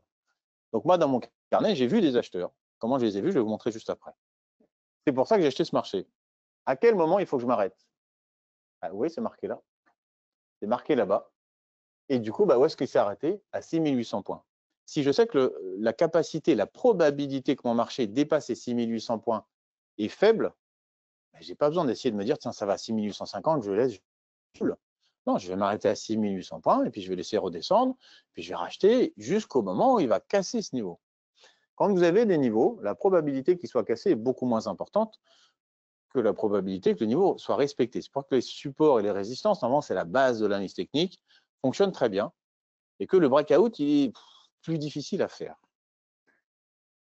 Il se passe, hein, enfin, je veux dire, breakout, c'est-à-dire qu'on va casser ces niveaux, enfin, on va casser ces niveaux qui nous bloquent le marché vers la hausse, ou bien on va casser ces niveaux vers la baisse parce que, en fait, le marché, les marchés américains, enfin, les marchés actions en général, et même l'ensemble des marchés, sont guidés par un élément tout simple, ce sont les prix. La marchandise que vous avez devant les yeux, c'est comme ce que vous utilisez tous les jours dans le commerce. Voilà, moi, je bois beaucoup de Coca Zéro, c'est pas bien pour ma santé, mais c'est comme ça. Mais si je vois quelqu'un qui me le vend à 5 euros, je ne lui achète pas. Ça ne m'intéresse pas. Par contre, il y en a un qui me le vend à 2,50 et puis le petit kiosque en face, il a compris que j'en achetais souvent, et ben, il me fait un petit prix, il me le met à 2 alors qu'il le vend à 2,50. Ben, je vais souvent chez lui. En fait, j'ai une idée de prix sur une marchandise donnée. Vous cherchez un appartement à acheter dans un quartier bien donné, vous savez que le petit studio, il vaut 50 000 ici, tout d'un coup, il y en a un qui le vend 30 000. Ah, vous allez voir, mais vous n'êtes pas le seul, parce que vous n'êtes pas le seul à surveiller ça. Alors, est-ce qu'il y a des défauts, des trucs à faire ou pas? Et il y en a qui essaie de le vendre à 80 000, personne qui va aller le voir. Et en fait, la vie n'est faite que de chiffres. Les chiffres, ils bougent tout le temps. Nous, on a l'habitude d'aller au supermarché, d'acheter des pâtes, c'est tout le temps le même prix, d'acheter du riz, c'est tout le temps le même prix, mais il y a plein de pays dans lesquels le riz bouge tous les jours, les pâtes, ça bouge tous les jours, etc., etc. Et ces prix, en fait, ils varient. S'il y en a certains qui ont un restaurant, par exemple, ben vous achetez les matières premières, les primeurs, et ben vous avez toutes les semaines le prix de la semaine de la tomate, de la courgette, du machin, etc. Donc ces prix-là, en fait, ils vont nous intéresser. Nous, on est des milliers, je ne sais pas si on est des millions, mais on est des milliers à regarder le même prix. Parce qu'on est des milliers à intervenir sur le S&P 500. Donc, on est des milliers à se dire, tiens, à 6800, ben, ça ne passe pas. Donc, on est des milliers à se dire, je ne vais pas acheter 6800. Et on est des milliers à se dire, tiens, à 6760, ben, à chaque fois, ça rebondit, c'est sympa. Donc, je vais acheter à 6700. D'accord? Et en fait, ce n'est qu'une histoire de prix. Et puisqu'on est des milliers à faire ça, alors, ce n'est pas forcément les petits opérateurs comme nous, c'est les gros opérateurs qui pensent comme nous. Qu'est-ce qu'ils vont faire? Eh ben, ils vont acheter pour faire une quarantaine de points. Nous, dans notre travail, on est là pour être le moins souvent possible sur le marché. On adore les marchés financiers, mais quand on est sur le marché, on est en risque. Et on est là pour calculer nos risques. Donc, quand je vais rentrer sur le marché, vous l'avez vu, systématiquement, je mets un stop. Que ce soit sur les marchés financiers ou dans votre vie de tous les jours, si jamais il y a quelque chose qui vous dérange, eh ben en fait, il faut analyser le risque maximal. Je regarde juste la batterie. Vous analysez le risque maximum que vous ayez, 22% ça, que vous ayez sur un sujet, et en fait, ça va retirer votre stress. Et quel est le risque maximal que je vais prendre sur les marchés? Eh bien, c'est la valeur d'un stop. Et c'est tout. Et donc, quand je vais rentrer dans mon marché, je vais augmenter cette probabilité d'avoir un gain en ayant une petite superficie de stop, de perte, parce qu'on ne rentre jamais au bon endroit. Et donc, on est, nous, dans le monde des regrets, puisque la bourse, c'est le monde des regrets. On ne rentre jamais au bon endroit, on ne sort jamais au bon endroit, on aurait dû faire ça, on ne l'a pas fait, on n'aurait pas dû faire ça, on l'a fait. Et c'est comme ça pour tout le monde et pendant toute votre vie. Moi, j'ai commencé en juillet 2000 dans une filiale de la Banque Rouge et Noire. Ça fait 25 ans que ça dure et avant, j'étais passionné des marchés et c'est tout le temps comme ça. Et j'aurais dû, et j'aurais pas dû, et j'aurais pas dû, et j'aurais dû. Donc, il faut retirer cette partie émotion et rentrer dans quelque chose de très analytique, probabiliste, et se dire, bah tiens, vous avez vu là, il y avait plein d'opportunités. Tout à l'heure, je reprends, mais c'est pas grave. Moi, j'ai pris des points qui m'intéressaient. C'est pas parce que le marché va ouvrir pendant 1 heure et va bouger dans tous les sens que je vais essayer d'attraper tout le mouvement. Je vais essayer d'être sélectif et d'attraper 2, 3, 4, 5 variations. Si ces 2, 3, 4, 5 variations, même une, m'apporte ce qui me convient, eh ben, je peux très bien m'arrêter là. Je ne vais pas m'arrêter sur un objectif. Jamais je me fixe un objectif de gain par jour. En revanche, j'ai une perte maximale autorisée par jour. Pourquoi j'ai jamais d'objectif de gain? Ben parce que si un jour le marché me donne 2000, ben je prends les 2000. Si le lendemain il me donne 50, ben je prends les 50. S'il me donne 200, je prends 200. Ce n'est pas moi qui décide, c'est lui qui décide. Par contre, je sais que je n'ai pas le droit de perdre un certain montant, parce qu'en dessous d'un certain montant, je ne suis plus dans ma probabilité. Donc, une petite règle de gestion des risques toute simple, c'est vous regardez sur les 2-3 dernières semaines ce que vous gagnez par jour à peu près. Dans les jours de gain, qu'est-ce que vous gagnez à peu près? Vous en faites une moyenne. Cette moyenne-là, eh ben, c'est le montant maximum que vous avez le droit de perdre en une journée. pas par jour, c'est-à-dire tous les jours, je vais aller jusqu'à là. Et moi, j'aime pas ça. C'est-à-dire que la dernière fois que je me suis pris une journée comme ça, c'était en mars 2024. Donc, j'ai une limite un peu large, mais en mars 2024. Et depuis, je n'ai pas touché. C'est-à-dire que c'est pas que j'ai pas eu des pertes, c'est que je ne vais pas jusqu'à cette limite. Et que plus je m'approche de cette limite, plus je vais alléger ma taille, alors que souvent les gens veulent doubler en se disant « Ah, c'est bon, je ne vais pas perdre tout le temps ». Mais si, et plus on perd, plus on augmente, plus on est stressé, et moins ça passe. Donc, en fait, notre travail, c'est pour ça que je vous dis, on est là pour faire des points. Il y a des jours, j'ai des pertes, et je ne m'en cache pas. Hein, j'ai travaillé 10 heures en salle, je vous rassure, les professionnels, il n'y en a pas un qui n'a pas de perte. Ça n'existe pas, quelqu'un qui gagne toujours, ça n'existe pas. En tout cas, je n'ai jamais vu. Et j'ai vu des trucs de pro.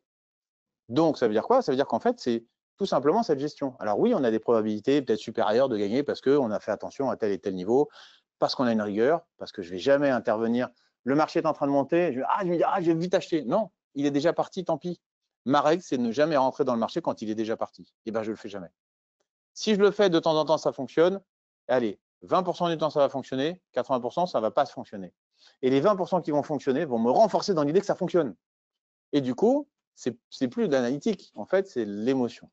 Donc, il faut gommer cette partie émotion, rentrer dans une façon de travailler très stricte. J'ai le droit de perdre un certain montant. Plus je m'en approche, plus j'allège mes tailles parce que j'en veux pas. Si jamais vous êtes dans une position qui vous est désagréable, vous perdez le plaisir de trader et vous n'êtes pas bien, déjà vous pouvez sortir de cette position, mais souvent, c'est tout simplement qu'elle est trop importante. Elle est trop importante. Donc, n'hésitez pas à travailler sur des petites tailles. Notre travail, c'est de faire des points, c'est pas de faire d'argent.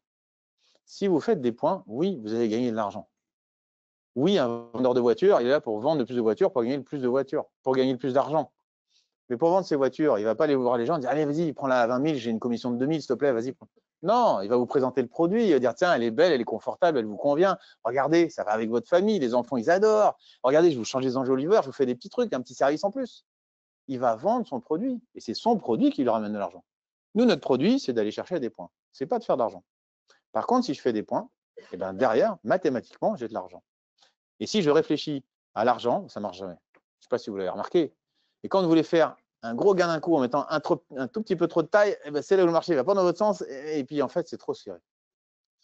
Donc, il vaut mieux prendre un peu plus de temps, être un tout petit peu plus patient, mettre des tailles adéquates qui correspondent à vos émotions et qui correspondent aussi à votre stratégie. Si ma stratégie, c'est de rentrer ici en me disant, bah, tiens, si on va en dessous de ça, eh ben, c'est fini, mon trade est fini, bah, combien ça me coûte? Combien ça me coûte? Si c'est assez large, c'est un peu trop haut, eh ben, je vais alléger ma taille parce que ma stratégie, c'est ça. Et je ne vais pas me dire, bon, bah, allez, je vais mettre une taille plus importante, puis je vais mettre un stop un peu plus haut. Comme ça, bon, bah, si ça touche, c'est tant pis. Non, parce qu'en fait, je sors de ma stratégie. Donc, nous, notre façon de travailler, c'est d'avoir des stratégies. Maintenant, on a des carnets d'ordre. Donc, tout ce qui est exécuté sur le marché est visible ici. Le graphique va me donner une idée du marché. Donc, il faut, avant d'intervenir, que j'ai une idée, à savoir, est-ce que je vais acheter ou est-ce que je vais vendre? Moi, je me pose deux questions. Est-ce que j'achète ou est-ce que je vends? Alors, la première question, ce n'est pas celle-là, c'est est-ce que le marché est en train de monter, descendre ou est-ce qu'il est en range? Et la deuxième question, c'est est-ce que j'achète ou est-ce que je vends? Le marché, tout à l'heure, était en train de descendre, il est arrivé à un niveau et on l'a acheté. Donc, j'ai acheté un marché qui est en train de descendre. Donc, ce n'est pas parce que le marché descend que je vais vendre. Je vais acheter un marché parce que dans une tendance particulière, il va faire un retracement et c'est là où je vais intervenir. Si vous regardez un petit peu ces marchés, vous voyez qu'ils montent et qu'ils descendent comme ça. On va revenir sur. Alors, j'ai deux horizons de temps, je vous donne juste ça en plus. On va se remettre sur du. Allez, 5 minutes, je sais que vous aimez bien. Moi aussi, j'aime beaucoup ça. Alors, si vous n'aimez pas, moi, j'aime bien. Et des tics. Alors, qu'est-ce que c'est que les tics? Donc là, c'est du temps. Voilà, on va regarder pendant 5 minutes. Chaque fois, ça fait une bougie. Donc, c'est du temps, tout simplement. Ici, ce sont des tics. Ce qu'on appelle un tic, c'est les tics exécutés. Vous avez vu qu'ici, c'est un tic. C'est-à-dire qu'à chaque fois qu'il y a 50 lots qui passent, bah là, j'ai un graphique, c'est marqué en 500 tics. Dès que j'ai 500 tics qui sont exécutés à la hausse ou à la baisse, ça crée une nouvelle bougie. Ici, j'ai un graphique en temps. Ici, j'ai un graphique en volume. En volume directionnel, parce que si j'ai un volume supérieur à l'achat qu'à la vente, ça me fait une bougie verte. Si j'ai un volume supérieur à la vente qu'à l'achat, ça me fait une bougie rouge. Ces deux graphiques se ressemblent fortement. On va mettre en 1 minute, parce que 500 ticks, c'est à peu près 1 minute. Mais pas forcément tout le temps. Et j'en ai un qui va guider un petit peu l'autre. On va essayer de grossir un peu ça. Voilà. Vous voyez qu'on a un graphique un petit peu différent. Ici, qu'est-ce que je m'aperçois? Que le marché est descendu, il a du mal à descendre en dessous d'ici. Il commence à remonter. J'ai du volume acheteur qui commence à revenir. Sur du limite, qu'est-ce que j'ai? Un marché qui est descendu, tiens, qui commence à remonter aussi. Donc là, pour l'instant, j'ai une concordance entre ces deux-là. Si je regarde un petit peu mon graphique, on a fait l'ouverture ici, donc vous avez vu qu'il ne se passe absolument rien et qu'on attend, il n'y a rien à faire. Donc surtout, s'il vous plaît aussi, le trading et le bon trader, c'est celui qui ne trade pas quand il n'y a rien à faire. Et nous, en salle, à l'époque, parce que moi, je suis commencé à être un dinosaure, il n'y avait pas Internet aussi bien, etc. Et on était tous avec l'équipe, le journal, et on lisait le journal. C'est pour vous dire qu'on échangeait, on discutait, etc. Pour vous dire qu'en fait, quand il n'y a rien à faire, mais vous ne faites rien. Il y a des moments dans la journée où il y a des choses intéressantes. Et si vous faites 2 trades dans votre journée qui vous prennent un quart d'heure sur 8 heures, et vous faites une belle journée, bah c'est vachement mieux que celui qui a passé 50 ordres, qui est en perdant et qui en plus de ça donnait beaucoup de trades à son courtier. Donc il faut trouver des opportunités, surtout que plus vous restez de temps sur les ordinateurs, plus vous avez le trade d'ennui qui arrive et qui vous tape un peu le. Il y a des clics, clics, clics, alors qu'il n'y a rien à faire. Celui-là, il a tout le temps. Donc, quand il n'y a rien à faire, c'est pour ça que nous, on est un peu spécialisé dans l'ouverture de marché américain, parce que le marché américain, à 15h30, ça bouge. Mais ceux qui regardent un petit peu les mornings, bah, ce matin, j'ai passé un trade sur le Nasdaq. Je sais que le matin, le marché, il est lent. Et ben, je vais passer mon trade, je vais mettre une taille plus petite, je vais mettre un stop un peu plus large, et puis je vais attendre. Mais je vais attendre, je ne vais pas être comme ça sur le marché. Qu'est-ce qui se passe? Qu'est-ce qui se passe? Alors, j'ai la chance d'avoir plusieurs écrans, donc j'en mets un sur mon trade, puis je vais faire des emails, discuter avec des gens, je téléphoner, etc. Je vais faire d'autres choses. Parce que je vais laisser du temps au marché pour appliquer une stratégie. Pas de l'argent, encore une fois, une stratégie. Le marché, il va du point A au point B, c'est ce qui m'intéresse. S'il met 2 minutes ou s'il met 10 minutes, bah, il mettra 2 ou 10 minutes. Il ne faut pas que je sois stressé. Si je suis stressé par ça, c'est que ma taille elle est trop importante ou que je n'ai pas analysé mon risque. Donc ma taille, je la connais. Et mon risque, c'est quoi? Bah, c'est de prendre un stop. Donc, je connais les 2 éléments. Maintenant que je connais ces 2 éléments, eh ben, je vais appliquer ma stratégie. Après, les stratégies, il y en a plein qui fonctionnent. On n'est pas les seuls à en avoir qui fonctionnent. Il y en a plein qui en vendent qui fonctionnent. Une stratégie ne fonctionnera que quand vous l'appliquerez bien. Chez nous, il y a, ça fait 2 ans et demi qu'on a créé Trading Institute. Avant, j'étais ailleurs, puis j'ai fait pas mal de choses. On a 250 élèves qui sont venus chez nous. Ils apprennent tous la même chose. J'ai des gens qui ont des disparités astronomiques. Il y en a un qui fait que du carnet, il n'a même pas de graphique, il s'en fout, il regarde juste les chiffres comme ça. Et puis, il y en a un qui fait des niveaux, qui me fait des trucs, et son point d'entrée, il va le mettre au carnet. Tous les deux sont rentables, tous les deux sont réguliers, et ils ont tous les deux une façon de travailler qui est différente. Et j'adore les voir tous les deux face à face en train de discuter des marchés. Parce qu'ils ont une vision différente, mais ils s'enrichissent tous les deux. Et tout ça pour vous dire qu'ils vont appliquer la même stratégie, mais d'une façon différente. Donc, ce qui est important, c'est de comprendre la stratégie que vous allez adopter, parce que souvent, la démarche, elle est la suivante. J'apprends une stratégie. Tiens, elle va fonctionner une semaine, 1 mois, 2 mois, 3 mois, c'est cool. Ah bah, là, je commence à perdre, ça ne va plus, je ne suis pas d'accord. Je vais apprendre une nouvelle stratégie. Non, c'est à vous de comprendre dans quel marché vous êtes pour appliquer la bonne stratégie. Là, je sais qu'on est dans un marché en range. Le S&P 500, c'est une donnée que je vous passe parce que j'ai fait beaucoup d'études sur les marchés. S&P 500, c'est un marché qui bouge de -1 à +1%, 80% du temps. Les 20% restants où il va dépasser le +1% ou aller en dessous du -1%, vous regardez les journaux, vous regardez les news, c'est Trump qui fait n'importe quoi, c'est des problèmes dans le macroéconomique, etc. Il y a quelque chose qui se passe, qui se sent, qui est dans les informations. S'il ne se passe rien, le marché est compris entre 2 bornes. Il va rester dans ces 2 bornes. Pourquoi? Parce que quand on arrive sur le bas de la borne, il y a plein de mecs qui disent putain, c'est pas cher. Et quand on arrive sur l'eau, il y en a plein qui disent ah, c'est un peu cher.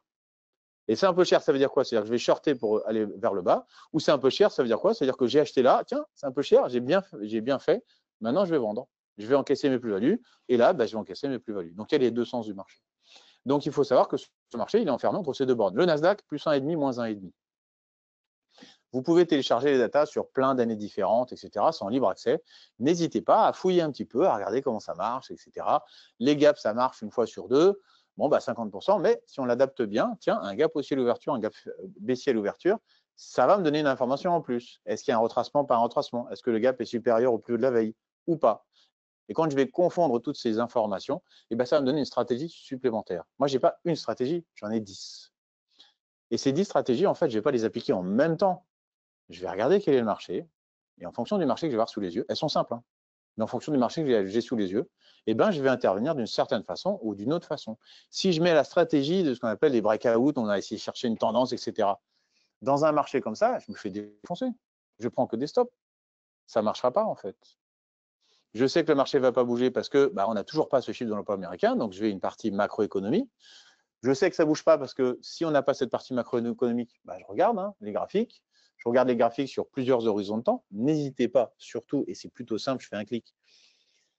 Et j'y vais, tiens, en 15 minutes, qu'est-ce qui se passe? Si en 1 minute, j'ai la tête dans le guidon, en 15 minutes, tiens, regarde. Tiens, j'ai toujours ce niveau-là qu'on a tracé tout à l'heure, tiens, on va pouvoir l'adapter. Alors, quand vous tracez vos niveaux, une petite astuce, le chiffre le plus important, c'est celui qui est plus à droite, c'est-à-dire le plus proche de la dernière valeur connue. Au revoir et bravo pour le trade sur le Coca. Parce qu'en fait, c'est la dernière mémoire. Là, tu vois, tu regardes un petit peu, tu vois, là, j'ai reculé, on est sur les plus hauts, donc il n'y a pas beaucoup de chiffres au-dessus. Donc là, pour l'instant, les plus hauts, ils sont ici. Voilà, on est sur du 15 minutes. Je vais passer sur du 30 minutes ou H1. On va faire H1 si tu veux. Voilà. Donc, je n'ai pas de plus haut par là-bas. Il n'y a pas de plus haut. Les plus hauts, ils sont là pour l'instant. Où est-ce qu'ils se situent? Si j'avais tracé mon niveau dans cette zone-là, il était là. Voilà, il était là. Et je m'aperçois quoi? Je m'aperçois qu'il a fonctionné une deuxième fois. Et puis que là, on l'a dépassé, on est resté un peu dans cette zone, après ça, on est redescendu. Et on est revenu le chercher. Mais là, il y a un petit écart. Alors attention à une chose aussi, n'oubliez jamais de mettre une échelle sur la droite, parce que là, on a l'impression qu'on a des grosses bougies. Mais si on regarde ici, en fait, ça fait 30 points. C'est sur des grosses bougies, en fait, elle fait que 30 points. Alors que vous pouvez voir le même graphique et ça fait 100 points. Donc regardez toujours, il y a toujours un rapport avec le nombre sur le côté. Si j'agrandis un tout petit peu ce graphique, vous allez voir que les bougies vont s'agrandir aussi. Pouf. Et pourtant, c'est le même prix. C'est-à-dire que là, elle fait toujours 30 points. Elle est beaucoup plus grande. OK? Donc, je vais me dire, tiens, ici, on a poussé un peu plus le marché. Donc, mon haut de marché, il n'est plus à 6801. On est monté à 6810, 6806. Alors, on est sur des pouillèmes, en fait. On est sur un marché qui ne bouge pas. Mais on va aller chercher, voilà, ici. Donc, ces niveaux, ils sont importants. Pourquoi? Parce que ce n'est pas ces niveaux qui vont bouger le marché. Mais le marché, quand il arrive sur ces chiffres-là, il a une réaction. Et c'est ça qui va m'intéresser. Donc, j'essaye d'isoler les endroits où le marché va avoir des réactions. Je peux m'aider d'indicateurs comme la VWAP, ça marche très bien, comme les moyennes mobiles. Alors, moi, je fais la moyenne mobile exponentielle à 21 sessions. Donc, celle-là, elle marche bien aussi. C'est assez commun. Voilà, je ne vous donne pas des secrets de salle de marché, mais voilà, je vous trouve. La VWAP, c'est Volume Weighted Average Price. En fait, c'est le volume moyen en fonction de la direction. À ne pas confondre avec le POC. Ah oui. À ne pas confondre avec le POC, parce que le POC, Point of Control, en fait, c'est le prix moyen. En fait, c'est là où on va avoir le plus de volume, le POC. D'accord? Alors que la VWAP, c'est là où on va avoir le prix. Alors que je ne débranche pas la bonne. Ah voilà. Hop, j'ai pas. Impeccable.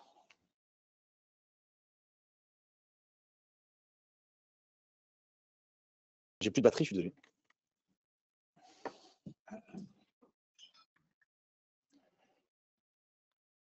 Voilà, sûr. Donc la VWAP, en fait, ça va vous donner à peu près le volume. C'est une moyenne du volume où il y a eu le plus d'échanges. Donc c'est là où on va voir si le volume est en train de descendre ou de monter. Je vais vous montrer ça. En général, c'est rouge et bleu. Après ça, vous choisissez les couleurs que vous voulez. Voilà, elle est là, la VWAP. Donc la VWAP, c'est quoi? Je vais mettre ça en 15 minutes, en 5 minutes, c'est bien. Ça peut être un indicateur, ça peut vous aider à savoir si le marché est plutôt haussier ou baissier. Typiquement, la couleur va changer. Et puis, si je vais me rapprocher de ce niveau ou pas, si je me rapproche de ce niveau, je vais voir que le marché il a une réaction. Plus vous allez utiliser un indicateur qui est utilisé par le monde entier, et plus il va fonctionner. Vous avez un niveau qui marche très bien, qui s'appelle l'OPR, Opening Price Range. Ce sont les 15 premières minutes de cotation du marché américain. Le bas est le haut du marché. Si on va au-dessus, on devra monter. Si on va en dessous, on devrait descendre. Et entre les deux, on doit se balader entre ces deux bornes-là. Tu leur as appris l'OPR, ça? C'est génial. Et on est toujours connecté. un truc de fou. Alors là, je regarde juste le marché parce que on est arrivé sur un prix qui est plutôt intéressant. On a un marché qui a l'air de pouvoir monter un petit peu. Donc là, je voulais que j'ai du volume ici. Donc, ce qui va m'intéresser, c'est que, ça, ce qu'on appelle une cloche. Qu'est-ce que c'est qu'une cloche? En fait, c'est un volume où il y a beaucoup plus d'opérateurs ici que là. Pourquoi est-ce qu'on a plus d'opérateurs? Là, on est en train de remonter sur le marché. Je pense qu'on a un petit long à faire. On va voir s'il redescend un tout petit peu. Je ne suis pas sûr. On va essayer de faire un dernier trade gagnant. On en a déjà fait 2, ce serait bien. Allez, alors je fais un truc que je fais assez rarement, que je ne devrais pas faire, c'est que je prends le marché en cours de route. Ça, c'est pas beau. Donc, on va laisser avec un lot. Voilà, on va rester avec un lot. Je vais mettre un stop ici, et puis on va le laisser faire. Voilà, on va lui donner un petit peu de temps au marché. On est entré, ce qu'on appelle FOMO, Fear of Missing Out, c'est-à-dire la peur de rater le mouvement. En fait, je suis surtout rentré parce qu'on a passé le gros volume et qu'on devrait avoir une petite accélération. Bon, on va élargir un peu le stop parce que sinon, on ne va pas y arriver. Et on va peut-être aller revenir sur les fameux 6800 points, ce fameux niveau qu'on n'arrive pas à passer. Donc, je ne vais pas m'attendre à ce qu'il le passe brillamment. Je vais, voilà, vous voyez, hop, il y a une belle accélération haussière. Allez, on va faire 4 ticks. Là, on joue, attention, folie, pour 50 $. Même pas, parce qu'on devrait attaquer. Ah, il faut que je monte d'un tick et je serai à 50 $. Donc, au pire, je gagne 50 $. Ah non, j'ai 2 lots. Ah oui, j'avais 2 lots, tu as raison. Donc, on a fait 100 $. Donc, ça, c'est bien. Il nous en reste un. Et bien, celui-là, on va le mettre ici, juste en dessous. On va se mettre break-even. Donc, je reviens sur le sujet. Je dois savoir dans quel sens va le marché. Est-ce qu'il est à la hausse, à la baisse ou neutre? Parce que je vais vouloir passer des ordres. D'accord? C'est mon travail, c'est d'essayer d'entrer sur ce marché. Donc là, je vois, par exemple, avec cette VWAP, avec une moyenne mobile exponentielle, avec plusieurs choses, avec des bougies qui commencent à remonter, avec des points bas qui sont de plus en plus hauts, pas que, on a des acheteurs qui commencent à arriver. Donc là, on a été sorti. On a des acheteurs qui commencent à arriver. On n'arrive plus à aller vers le bas. Les gens ne veulent plus vendre ce marché, ils veulent l'acheter. D'accord? Il est plus intéressant à vendre, il est plutôt intéressant à acheter. Et donc, on a un élan, on a un peu plus de volume. Ces grosses cloches ici, voilà, ces volumes-là, en fait, ils servent à quoi? Je vous ai dit qu'il y avait plusieurs métiers dans ces marchés financiers, il y a plusieurs métiers. Et les gros opérateurs, ils ont besoin d'acheter et de vendre. Et il y a plein d'opérateurs dans tous les sens. Et donc là, eh ben, les acheteurs, ils sont intéressés parce que le marché n'est pas trop cher, ils achètent, mais ils ne trouvent pas de vendeurs. Il n'y a pas assez de monde qui y vend. Donc, ils font monter le marché parce qu'il faut qu'ils avancent quand même dans leur travail. S'ils n'étaient pas pressés, ils laisseraient le marché descendre. Mais ils sont pressés par le client qui lui dit, il faut que tu m'achètes ça pour midi, pour 14 h, pour demain, etc. Donc, ils font monter. Ici, qu'est-ce qu'on a? On trouve pas des vendeurs qui, eux, se sont dit, tiens, le marché est en train de monter, ça m'intéresse. Et moi aussi, j'ai des tailles importantes à vendre.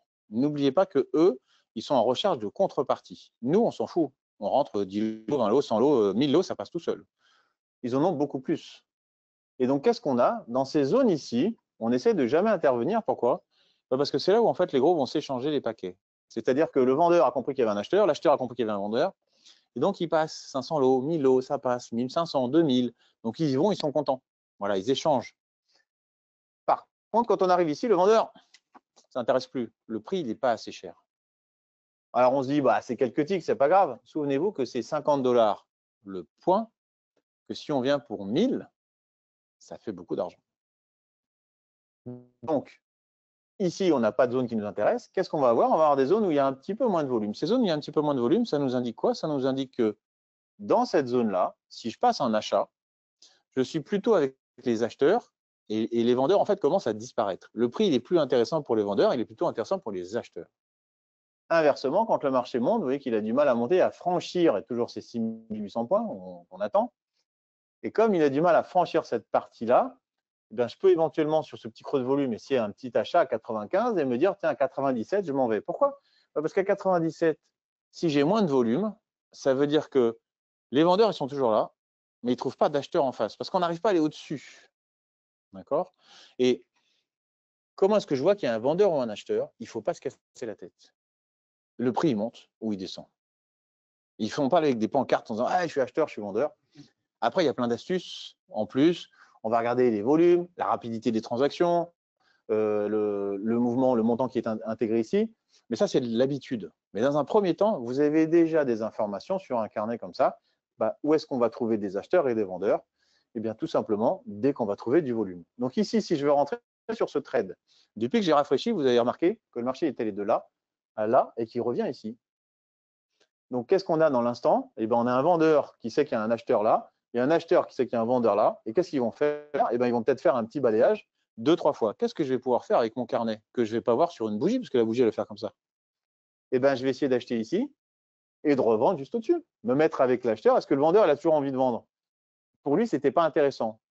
Est-ce que 94,50, 94, est-ce qu'on passe en dessous ou pas? Ah, j'ai du volume qui revient. Je ne sais pas si vous l'avez vu. Là, c'était lisse et tout d'un coup, j'ai du volume qui est rentré. Donc, ça me réconforte en me disant, tiens, ici, je dois avoir quelqu'un qui est intéressé par les achats. Je peux acheter ici et essayer de le revendre un petit peu plus haut. Et donc, je vais essayer de comprendre cette mécanique. Où sont positionnés les acheteurs dans le marché et les vendeurs? Ce n'est qu'une histoire de prix. Ça peut faire 5 points, 50 points. Tout ça, vous déterminez avec les carnets. Regardez 93, 94, on a du mal à passer. Alors, je vais vous montrer, on va le laisser ouvert, lui. Je vais vous montrer d'autres carnets pour que vous compreniez un petit peu. Alors, d'abord, l'UB. Ah non!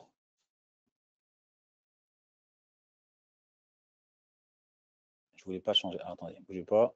On va se remettre sur le S parce qu'on avait le S en ligne de mire et on regardait justement ce 94,50. Vous voyez, on est toujours dessus là. Ici, on va retirer le groupe. Voilà. Et je vais vous montrer ce qu'on appelle l'UB, donc l'Ultra Bonds. En fait, ce sont les obligations. Donc, vous voyez qu'en fait, ce marché il est beaucoup plus petit. Parce que la zone grise claire, on ne l'a pas cotée depuis le début de la journée. La grise claire, on ne l'a pas cotée non plus. Donc, le marché, il a évolué de ça dans la journée, alors que lui, bah, il est allé très haut là-bas, très haut en bas. D'accord? Et ce marché-là, il est beaucoup plus gros. Vous voyez que sur le côté, on a des chiffres importants. Dans les carnets, on a des 500, 800, 1000, alors qu'on l'a sur des 80. Et que, en fait, ici, eh ben, ça va aller plus doucement. Donc, c'est un très bon apprentissage pour comprendre et connaître ce qui se passe un petit peu sur ces marchés.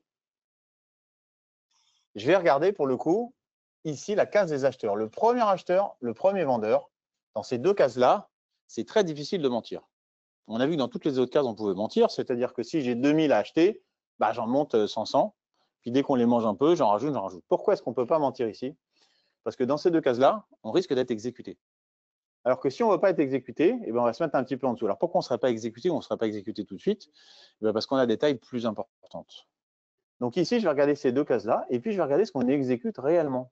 Vous voyez qu'on a 660 contre 200, 400, 450, 500, 460 et on n'a toujours rien exécuté. Vous avez vu comme les chiffres changent tout de suite. Ah, tout d'un coup, on a fait 210. On a eu un petit peu plus de volume ici. 220 contre 170, ça c'est la réalité du marché. Et la fausse réalité, elle est là. 500 contre 400, alors qu'on avait 500 contre 200, si vous vous souvenez bien. Est-ce que j'ai un acheteur ou un vendeur? Eh bien, si le marché monte d'une case, puis d'une case, bah, j'ai un acheteur. S'il descend, bah, j'ai un vendeur. Qu'est-ce que je vois ici? Le volume qui a été échangé. De la même façon qu'on a vu, regardez, il a remonté.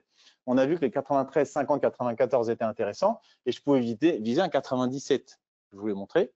Et bien là, si on avait fait ça, on aurait gagné 4 points. Vous allez me dire 4 points, c'est pas grand-chose, mais 4 points à 50 balles, ça fait 200 balles. Si vous avez de l'eau, ça fait 400, etc., etc. Si vous êtes en micro, c'est bien aussi. Ça vous fait 5 € le point, ça vous fait 20. Si vous en avez 2, ça vous fait 40. En très peu de temps, vous gagnez 40 €, c'est pas mal. Plutôt sympa. C'est ça le principe du scalping. C'est de prendre plein de petites opérations en gérant ses risques. Ici, regardez, on a un acheteur, on a la ligne des acheteurs ici. 424 lots, on a exécuté. On a 730 lots à l'achat, 500 à la vente. Et ici, bah, on attend. Donc, vous pouvez aussi apprendre sur des carnets qu'on appelle lourds, c'est-à-dire qu'ils vont bouger plus doucement. Et pour vous montrer un dernier carnet,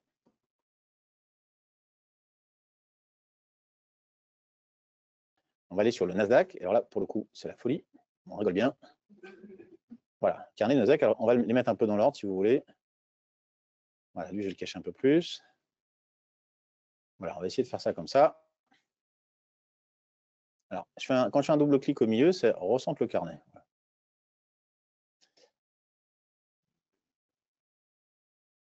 Et vous voyez qu'on a un carnet très léger, puisque c'est des unités. Ce n'est même pas des dizaines, c'est des unités ici. 10 là, et encore. Et en fait, la rapidité de mouvement, ici, elle est beaucoup plus importante. Tout d'un coup, j'en ai 110 là. Ces deux marchés, ils sont corrélés.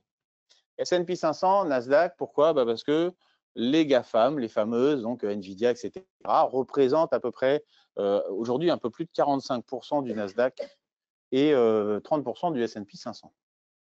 C'est-à-dire que si ces actions-là montent, il y a 30% du S&P 500 qui montent. Donc les autres actions vont suivre aussi. Sauf s'il y a un problème. Et le Nasdaq, même principe. Donc souvent, quand vous regardez les graphiques, vous avez les dos qui bougent de la même façon. Donc ici, je vous ai dit, on va regarder le 94,50, il va peut-être aller à 97. Qu'est-ce que je vais faire sur ce carnet-là? Je vais faire exactement la même chose, sauf que ça va plus vite. C'est pour ça que c'est toujours bien d'apprendre, par exemple, sur celui-là, tranquillement. Tiens, j'ai des acheteurs et j'ai de la quantité qui est passée à l'achat. Et puis aller sur celui-ci pour comprendre un petit peu comment ça fonctionne avant d'aller sur celui-là. Quel est l'intérêt de venir sur ce là? Oh là, là, il y a une news, il est quelle heure? Voilà. Il s'est passé un truc. Shutdown terminé. 6794, ah oui, 20 points. Alors là, ils ont descendu Air Force One. Là, il y a Air Force One qui est mort. Là. Alors, qu'est-ce qu'on va faire? On va aller sur deux sites que je vais vous montrer si vous voulez. C'est Financial Juice et Zero Hedge.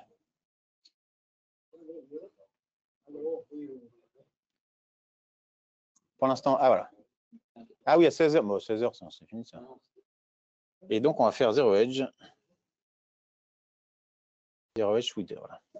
Alors, le Twitter de Zero Hedge, je ne sais pas si je suis connecté sur. Parce que ça, c'est mon truc de démo. Je ne sais pas si je suis connecté sur Twitter. Zero Hedge, en fait, c'est un. Vous avez sur, donc anciennement Twitter, qui s'appelle X maintenant. Vous avez un site qui s'appelle Zero Hedge. Alors, bon, c'est une image, ça fait rigoler tout le monde toujours. Ils ont 2 700 000 abonnés. Et en fait, sur ce site, dès qu'il se passe quelque chose, en fait, vous l'avez tout de suite. Ça, ah oui, ça c'est vieux parce que je ne suis pas connecté. Donc, si vous avez Twitter, est-ce que vous avez Twitter? Je vais vous donner tout de suite.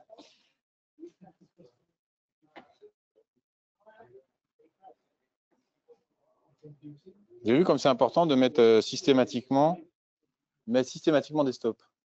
Je dis c'est important de mettre systématiquement des stops.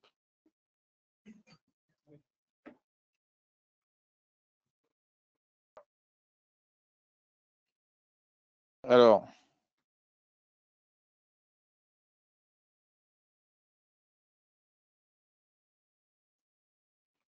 donc il y a le Trésor américain qui se prépare à faire des mesures exceptionnelles pour maintenir. Ah, c'est ce que je vais regarder. Market Announced Global Expansion. Ok, c'est pas ça. Ah, alors c'est la guerre avec les Chinois.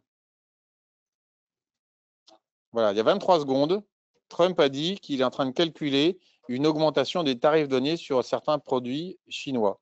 Et il y a 8 secondes, Trump a dit beaucoup de contre-mesures sont en considération. Donc voilà, en fait, la raison pour laquelle c'est descendu. Donc vous avez ça sur Zero Hedge, où il y en a un autre qui s'appelle Walter Bloomberg. Je vous passe si vous voulez, si vous le passez. C'est gratuit. En fait, c'est Twitter. Donc sur Twitter, Zero Hedge, c'est gratuit aussi. Sur Twitter, c'est gratuit. Et Walter Bloomberg, voilà, donc c'est lui qui nous a dit ça il y a 8 secondes. Voilà, je vous le montre. C'est juste pour savoir si vous. Voilà. Ça, c'est sur Twitter. Voilà. Donc, quand il y a un mouvement sur le marché, vous ne savez pas d'où ça vient, ce qui s'est passé. Et bien, en fait, vous pouvez regarder. Ce n'est pas des marchés, c'est pas des fils de news qu'on va regarder tout le temps. Par contre, il se passe quelque chose sur le marché, on veut savoir pourquoi. Si c'est une vraie information et donc on a un trade sur l'information, et ben là, on laisse passer l'information. S'il n'y a pas de truc. Donc voilà, c'est lui. Si jamais vous voulez vous abonner, il s'appelle Walter Bloomberg. Et il envoie beaucoup de. Tu connais, toi, non? C'est gratuit sur X. Non. Je ne sais pas si c'est son fils. Je pense pas, non. Je pense que son fils, il est sur le yacht et il ne fait pas grand-chose de sa vie. Ouais. En fait, tu l'as dans l'instant. Ce qui est intéressant, c'est d'avoir à l'instant. Il y a une news qui sort, on ne sait pas ce que c'est, on va voir dans l'instant. Après, c'est toujours intéressant d'avoir des agences de presse.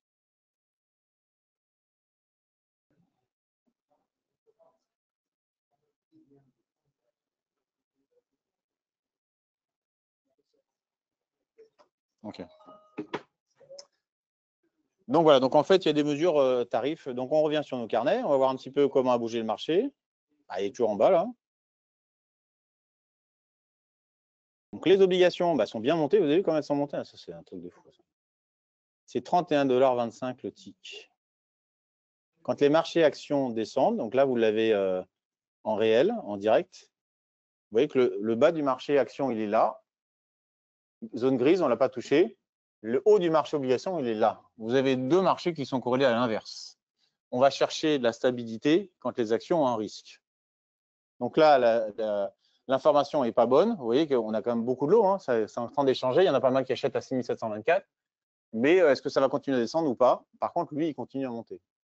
Tant que lui, il monte, lui, il descendra. Et tant que lui, il descend, lui, il montera. Et donc, nous, dans nos carnets, on va chercher justement ces zones d'intervention. Alors là, la news, voilà, elle est arrivée. Donc, toujours, ça, c'est un bon exemple. Mettez des stops, ça, c'est essentiel. Parce que là, vous n'avez pas le temps de réagir. Hein. Il faut que ce soit votre carnet qui réagisse. Alors, il n'y a pas de gap en journée. Il peut y avoir un peu de slippage, mais il n'y a pas de gap exact parce qu'il y a toujours des acheteurs et des vendeurs sur les niveaux. Sur des marchés un peu moins liquides, on peut avoir des gaps. Après, les gaps, c'est souvent quand le marché est fermé et réouvre. Voilà. Il n'y a pas de risque. Oui. Non, moi, je travaille avec carnet plus graphique. On revient dessus. Il y a Trump qui a parlé. Il nous a dépensé le marché. Ouais, je te jure, à l'instant là. Et vous avez vu, regardez dans le carnet, qu'est-ce qu'on a à 6724? On a 5000 lots. Il y en a quelqu'un qui a acheté toute cette partie, qui s'est dit, tiens, c'est pas cher. Donc le marché est descendu. Et pourquoi le marché s'est arrêté? Parce qu'en face, on a une contrepartie qui a estimé que ici, le marché n'était pas cher. Le marché redescend. On se rapproche de cette zone des 6734. Lui, il va continuer à monter un petit peu. Voilà. Quand vous avez un marché qui bouge comme ça, laissez passer. Vous n'êtes pas obligé de rentrer là-dedans. Vous êtes dans le bon sens, c'est génial, on gagne plein d'argent. On est dans le mauvais sens, on se prend une grande claque. Donc voilà, ce truc-là, vous le laissez passer. Vous n'avez pas besoin de rentrer là-dessus. Donc voilà comment fonctionnent les carnets. C'est l'information en direct du marché. Et nous, on va aller chercher quelques points, comme vous avez vu. On prend quelques points, on s'en va. Et puis, quand on a une nouvelle opportunité, le graphique va me dire si je vais monter, descendre, etc. Je vais prendre mes quelques points et puis je vais m'en aller. Et je vais faire ça systématiquement. Je vais essayer de ne pas être trop longtemps dans le marché parce que du coup, quand je suis dans le marché, je suis en risque. Et donc, je vais essayer d'attraper une bonne opportunité, donc d'être sélectif pour pouvoir rentrer sur ce marché. Voilà. Je ne sais pas si vous avez des questions.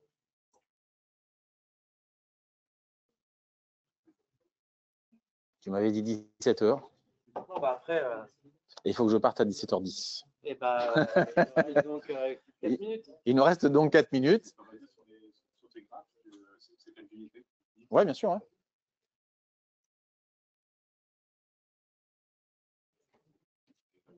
Là, donc j'ai du voilà, 500 ticks et 1 minute. Donc 500 ticks, vous avez vu que ça va très vite. Regardez, si je passe sur du 1000 ticks, du coup. Et ça, c'est du 5 minutes. Ah là, on a tout quitté là. Donc là, c'est intéressant. Tiens, c'est une très bonne réflexion. On a quitté le range. Effectivement, en daily, on avait tracé un niveau, on a tracé un range. Et en fait, on est passé en dessous. Après, celui qui a envie d'acheter ça, il a des coronesses. Hein.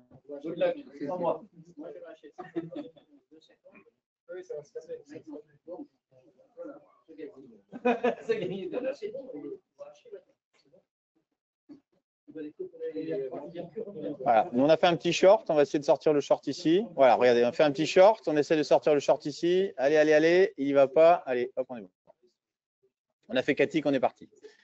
Ah tiens, on a pu le garder un peu plus. Voilà. C'est des marchés qui bougent un peu trop pour avoir une régularité. Ce qui va nous intéresser, c'est d'avoir une régularité dans le fonctionnement. Ce qui est assez sympa, c'est de travailler les marchés américains le matin, notamment le Nasdaq, parce qu'il bouge un peu plus que le S. Si ça bouge un peu le S, c'est sympa aussi. Pourquoi? Parce qu'en fait, ça va être plus calme. Et ça permet d'apprendre. Et ça va permettre de prendre du temps et de travailler tout ça. Ouais, le matin. Ce matin, il nous disait, ouais, ne tradez pas trop avant l'ouverture, ça se faisait trader quand même le matin. Il y a de tout. Ouais, il y a de tout. Tout est possible. En fait. C'est ça qui est beau. Hein.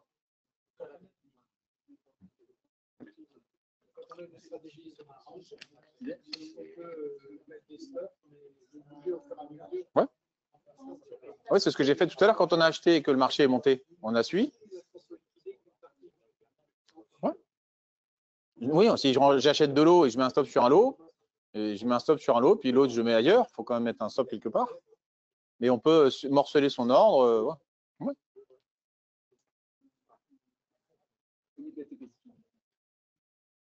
Ouais. Comment? Non, c'est Atas. C'est une plateforme qui s'appelle Atas, qui est disponible chez WH. Et quand on a fait le Ligue des traders, on utilisait Nano de la même façon. Donc en fait, ce qui est important, c'est que sur la plateforme, il y a plein de plateformes qui existent. Ce qui est intéressant, c'est que sur ces plateformes, vous avez des carnets d'ordre, donc ce qu'on appelle un DOM, un Depth of Market, donc une profondeur de marché. Et c'est toujours intéressant d'utiliser ces profondeurs de marché comme ça. Donc voilà, c'est disponible sur Nano. Il y en a une qui est pas si mal que ça, qui a bien évolué d'ailleurs. Il y a Atas qui est bien, voilà, et vous en avez plein qui existent, de plus en plus qui existent, qui vous apportent des outils pour moi de professionnels, parce que tout le monde se met à développer et c'est plutôt intéressant, quoi.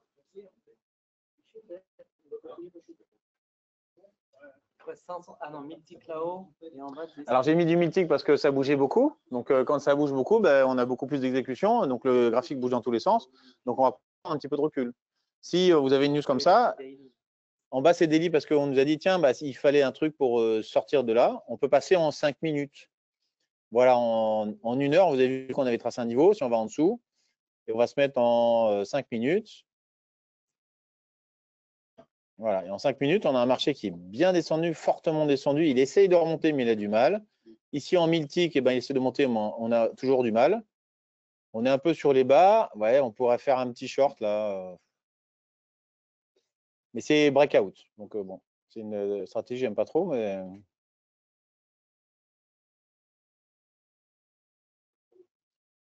Vous voyez, en fait, on a une espèce de cloche qui a été dessinée là. Donc, essayez de shorter cette zone-là pour essayer de racheter cette zone-là. Mais le marché, il va tellement vite que quand on a des news comme ça, on a fait une bonne journée, ça sert à rien d'aller casser trop de choses. Mais vous voyez, voilà, on est bien dans ces cloches. Hein. Voilà. Et on regarde un petit peu ensemble, du coup, ce qu'on a pu réaliser grâce à vous et à vos conseils. On était à 1437,50.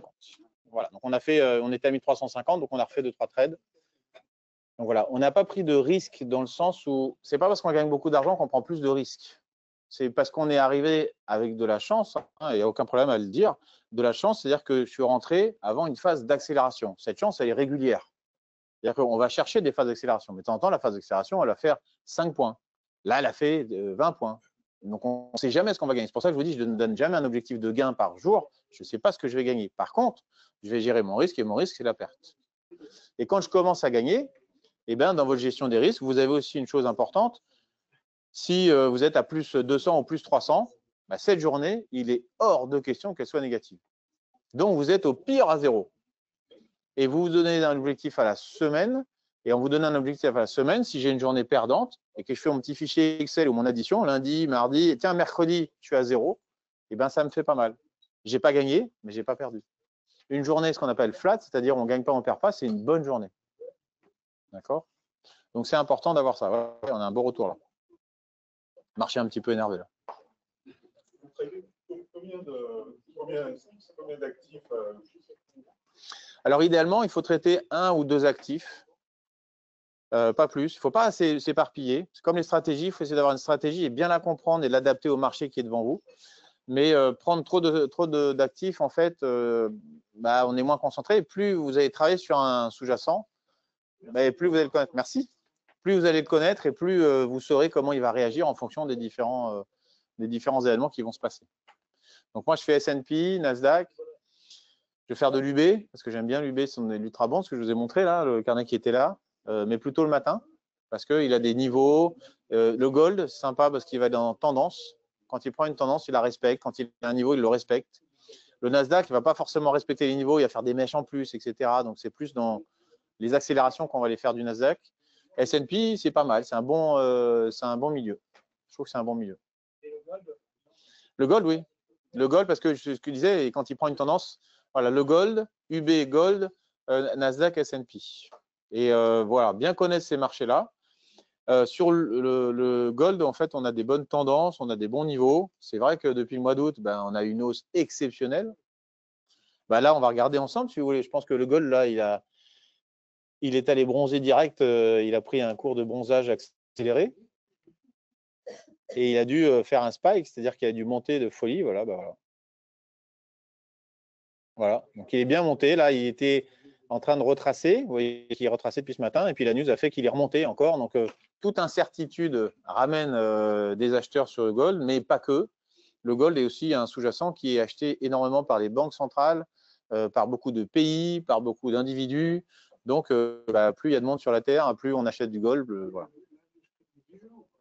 L'industrie du bijou, vous savez que si on prend… en fait, c'est une valeur qui sert de plein de choses, qui sert de valeur de refuge. Vous avez Ray Dalio, on en a parlé juste avant, qui est donc le gérant de Bridgewater, qui est le plus gros hedge fund du monde. Au revoir. Merci à vous. Qui a une gestion. Regardez un petit peu sur Internet, ils vont vous expliquer comment ça marche. On appelle ça les 4 saisons, en fait. Donc, il va prendre 4 sous-jacents principaux avec un pourcentage fixe. Et puis, tous les 6 mois, il va réorienter. Donc, par exemple, je vais prendre un quart d'or ou un quart de matière première, enfin de métaux précieux, dont un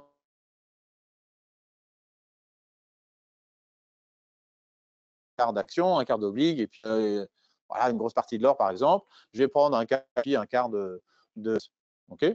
Si jamais l'or va monter, donc ce qu'on a vu précédemment, eh ben, l'or va prendre un pourcentage plus important dans mon portefeuille que ce qui devrait être. Et au bout de 6 mois, eh ben, je vais vendre une partie de mon or pour aller acheter les actifs qui ont, eux, réduit. Et c'est comme ça que depuis 30 ans, il a une performance de 10-11% par an. Depuis 30 ans, c'est-à-dire avec les cracks boursiers, avec tout ce que vous voulez, qui est un des meilleurs hedge funds au monde. Et c'est tout simplement en adaptant des sous-jacents qui vont rapporter à ceux qui sont en train de souffrir un petit peu de cash, parce qu'au final, les marchés ne font que monter. Donc ça, c'est une gestion plutôt intéressante. Et là, le gold, pour le coup, il a repris un petit peu de couleur. Donc on est repassé au-dessus des 4000, on est à 4022, c'est ça, ouais, 4020, donc le plus haut, c'est 4060. On n'est plus très loin. Et voilà, il y a des chances qu'il y retourne. Donc on verra où est-ce qu'il s'arrête, j'en sais rien. C'est un sous-jacent que je ne shorterai jamais. Il y a des sous-jacents que je ne shorte jamais. Parce que on peut avoir une news et ça, voilà. Le pétrole en fait partie. Je fais aussi du pétrole et le CL, c'est sympa. Du pétrole et du gaz, c'est des sous-jacents que je ne shorte jamais. J'attends tranquillement qu'ils arrivent à un niveau. 5 minutes, voilà, en daily. Et vous voyez par exemple que le CL en daily, dès qu'on arrive dans les 61, là on est à 59, on est passé en dessous.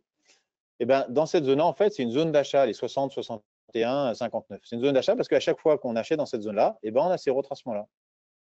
Voilà. Et de temps en temps, le retracement est beaucoup plus important. De temps en temps, on va un petit peu en dessous. Donc, c'est des marchés où je ne vais pas intervenir avec du levier. Vous voyez qu'ici, là, on a fait une dizaine de fois l'année dernière. On était plus sur des 65, on faisait 65-72. On a fait une dizaine de fois 65-72, ça fait 10%. Sur une petite ligne dans un coin, sans levier, ça, c'est une stratégie aussi. Donc, dès que j'arrive sur un point d'achat, il faut que c'est assez confortable de le garder, parce que de toute façon, le pétrole, on en aura toujours besoin. Malheureusement, l'énergie verte ne suffit pas et on est de plus en plus nombreux, donc ça continue. Mais voilà, c'est des choses qui sont qui fonctionnent bien, quoi. Voilà. Ah oui, c'est l'heure de partir. Merci à vous. Bravo. Et vous m'avez porté chance, donc c'est parfait.